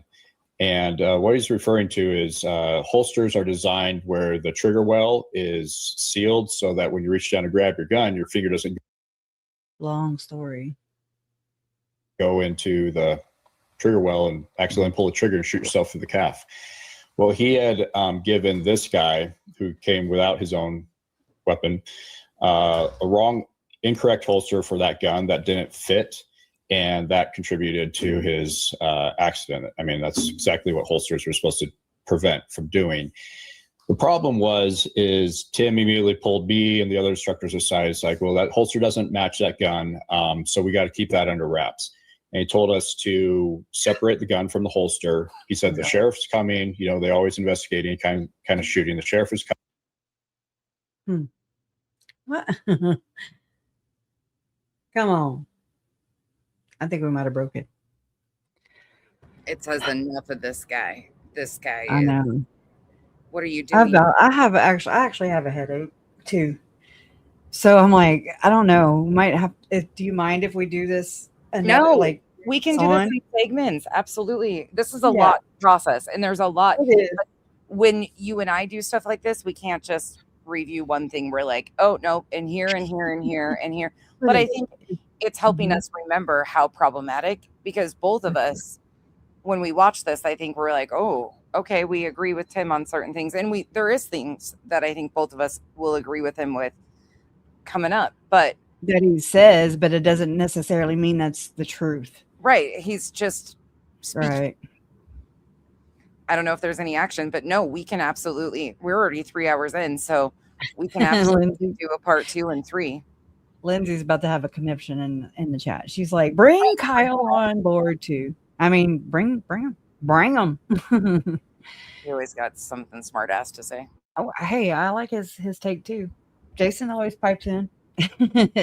Yeah, no, we can absolutely stop for the night and you go tend to your headache, because this is a lot. Like, it's a lot because it opens up so many different avenues. So I'm good with whatever is best, and we can do a part 2, a part 3, a part 4, whatever we need to do. Awesome. And I kind of have a better idea in my mind of how to format it, I guess. What you want to pull in. Yeah. Yeah. And have it on tap, have it ready. Yeah. So I'm good. And now that I'm going to dig into some of this stuff, I was just looking at the logo on his shirt that he's wearing. Mm-hmm. And that's his media company. Or on Ballard chart or whatever. Yeah. It's a media company that's doing that Hidden War video, the Attract or whatever. Yeah. TRCT. It stands for his Attract Media Group that he is doing or promotion with that Hidden War documentary. What's Tim saying right here? I didn't do it. Yeah, there you go. That's perfect. It wasn't me. It wasn't me. It's always somebody else. For sure, right? All these mofos, man. This is their go-to. They don't know any other way. I'm telling you. But they know it's wrong because they pick and choose. They do. Every one of them does. Yeah. I appreciate this, though. This is actually a lot of fun to actually get back into this specific rabbit hole with Tim Ballard, because it's so problematic and it's so much more connected to all of these different. It is. And it's really gross. And I think, now that you say that, even though I know it's really connected, but like going back through the Tim Ballard stuff as with you, and everybody here, it's like, yes, it brings back so many things. And I think they might be in trouble. Yeah. It's interesting. Let us get to talking, Yeah. Well, and it's intriguing to watch how they're amping up again and they're escalating again right now. And I will, Huggy Bear, I will definitely dig in and see what we can find in those court talks. I'm very interested of why he's got all these motions to private all of this stuff. So something's not going in his favor. Right. And as far as I can and see what we can find, because that's concerning to me. That's what it sounds like to me too. I mean, that's the only reason. Yeah. I mean, if you're sitting there telling people to, that this, then, and everything's, everybody, a big conspiracy against me, then Why aren't you being transparent? It's weird. Well, and we don't hear from the other people anymore, really. And here's another thing that people often forget too with the Sound of Freedom. There was such a weird push. So they used influencer culture and influencers to promote the Sound of Freedom, but there was fake engagement. Like Annie Elise was one that I actually, there's examples of it in my videos. I actually show how when she promoted the Sound of Freedom, how she had this inflation of numbers, but then the astroturfing of theaters, the statement from the theaters, they were, I don't like that. No, I don't either. And if you look at the influencers who were promoting it and pushing this propaganda, most of them are true crime creators.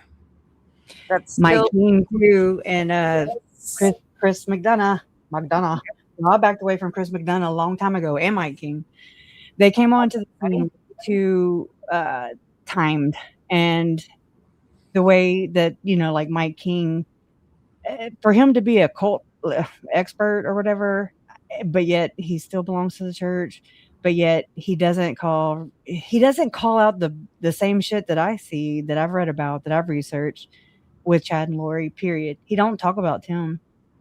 No, it's really weird in his involvement with the FLDS and his involvement with the Children's Justice Center. Oof. You know that Lauren's reporting on Sam Bateman. She's on location. Yeah, I saw that yesterday. I was like, what? That's north of me just a little bit, but no, he's Catholic. But it doesn't matter, because if you think about, look, this is how I think about it. And I mean, you can take it or leave it, but I look at it like all these players, these end time fuckers, okay, they're like going for the NWO, the New World Order, which is one religion, just, justice for all, one, I guess, religion, one church, one government, and that's it. Rule of law, things like that. But so I look at that as the end game, like that's what they're shooting for. So even though there are people that fall out with each other, I still look for possible, like I'll take Mormon Stories podcast, for example. Like I look at him, okay, hold on. I got to explain this. And I want to, let me pull this up real quick. So I'm looking into like the angle of the Process Church and the Final Judgment, which is a spawn off of Scientology. And when you look at that, you can kind of, when you look over here, you can kind of see what might be going on in your situation. And I think they connect anyways, but let me see. Hold on just a second. I'm also looking into the animal shelter things because that's a trip. Best Friends Animal Society. Okay, so like Leah, oh my God, I've watched Dana Rotting Jewels, her research, and she always says Leah Remini, and so it makes me I go Leah Remini. Okay, that's her name. She left the Scientology church allegedly, but she actually endorses the Best Friends Animal Society, which is the Process for Church of the Final Judgment, which is the Scientology church. So but she plays as opposition to the Church of Scientology. I see that as John Dehlin. John Dehlin could possibly be playing, what do you call that? Antagonist or whatever, just opposite. He's out of the church. He like if in Mormon, oh my God, I can't talk. In Mormon faith, they believe that if you had the gospel and you left the church, then you're going to outer darkness. So he's going to the worst place for a Mormon to go. Okay. So, I mean, I just kind of look at these things, especially since the Lauren stuff, it makes me kind of look at these things a little differently too, because is it like controlled opposition? What's going on here? Do they still play the game? anyways, I don't have the resources right here, or I would say it if I didn't have such a headache too. But I'll explain it next time because it's fascinating to me. It makes me think about it. When you go down the Scientology side of it, you got to also factor in Leah Remini and her close relationship with Mike Rinder, who Mike Rinder had access to information that could have protected victims and died before he ever did anything to protect said victims. There's a lot of questions around a lot of because I always say when a lot of people, like, especially in these spaces, the cult leaves the cult, but then they develop almost a cult. Yes. In the cult. I've witnessed that. Yep. And it's almost there worse. You go. I mean, I don't know which is worse. And then you've got to look into all of the crossover between Scientology and LDS is actually very crazy too. Yes. So I'm starting to dig into that. I mean, because I've always just known tentatively that about Heber C. Jench and how he was a prophet for a brief moment in the Mormon church, but then he also was a leader at the Scientology church. And I'm looking at President Ballard's investment in basically the e-meter, what would one day go and be used, to detect whether or not a Scientologist has a body thetan, or I feel weird saying that word.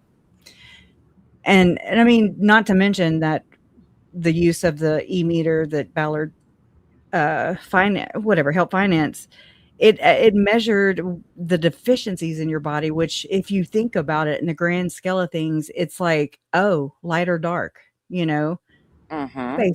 I know I'm not really saying that right, but us versus them. There's got to be some connection there because that's weird. It's weird. I don't like it. It stinks. I agree. I absolutely agree. And I mean, I really think that religion, or at least the Mormonism, Scientology, and don't come at me, Catholicism. I know I was born and raised Catholic, but it's like they use these these organizations to harm people, to mock, They do it to harm. They do it to control. It's absolutely control. Yep. It just seems really interesting. Even Joseph Smith, I'm like, yeah, he was into some shady shit, and it just seems like they carried on all these lies and spun them into lore, and you're just like, what? Yeah, it's lot. Gross. It's a lot. It's gross. Happy birthday, Michelle. I hope you happy birthday, Michelle. Where are you at? Where are you at? Right okay, above there. Clifford.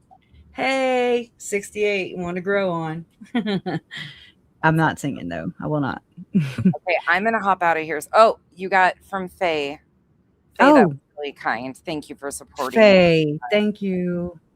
Take care of yourself. Thank you. Thanks, Crush and Becky. Oh, thank you so much too. And I appreciate you coming on with me, girl. Of course, anytime. I love this stuff. It just gets us in trouble though, because once we start going, we won't stop. Right. For today though, but whenever you're ready for a part 2, I'm down. Just tell me. Hey, isn't today the day of disclosure, allegedly? Right? What does that mean? Even I'm gonna have to go look that up. So I don't know. I heard it somewhere from these filthy streets. One thing though, it gives me hope. I hate that you understand this from the perspective you do, because you had to learn about this, unfortunately, because of your family's tragedy. And I know that we couldn't have fixed it. I know there was nothing we could do, but I think, it's so important to me that families such as yours and victims, because now we're just seeing an adaptation in these social media spaces of how people are victimizing victims and profiting off of pain. And our government's been doing that. Religions have been doing that for decades. And I know we can't really overall just fix it and make it stop, but I think awareness is something major. I'm extremely proud of you. You've had a lot of opposition and a lot of times when I don't know if I could have done what you've done, and you have stuck to it. And girl, I still have Trisha, who's, hell bent. Okay. Hell bent on funding, or I'm sorry, doing another fundraiser in the name of my family. And I'm just like, I can't control, and I can't say, hey, you can't say their names anymore. I can't, and I don't want to. I'm not a control freak bitch. Okay. It's just not it. But I'll be damned if she's going to sit there and I'm telling you, she does it. She says it just to fucking dig at me. But I'm going to get the last laugh. And it's really gross what she's doing. Yep. And what Lauren has, backed her in doing, supported her. It's gross what Trisha has done in supporting Lauren, who did my family wrong. Megan, you're really gross. I mean, that's my opinion. I can have it. And so can you. And I mean, it's really gross. So Trisha, keep my family's names out your mouth. Thanks. That's right. Okay, I'm going to hop out of here so you can close down. Thank you again for having me. And just text me when you're ready to do a part 2, and I will be ready to go. All right. Sounds good. Hey, I'm going to go to... All right. Okay. Bye, guys. Thank you. Justice for Tylee, Charles, Tammy, JJ, and Joe. Love always wins, guys. You guys are proof. Thank you.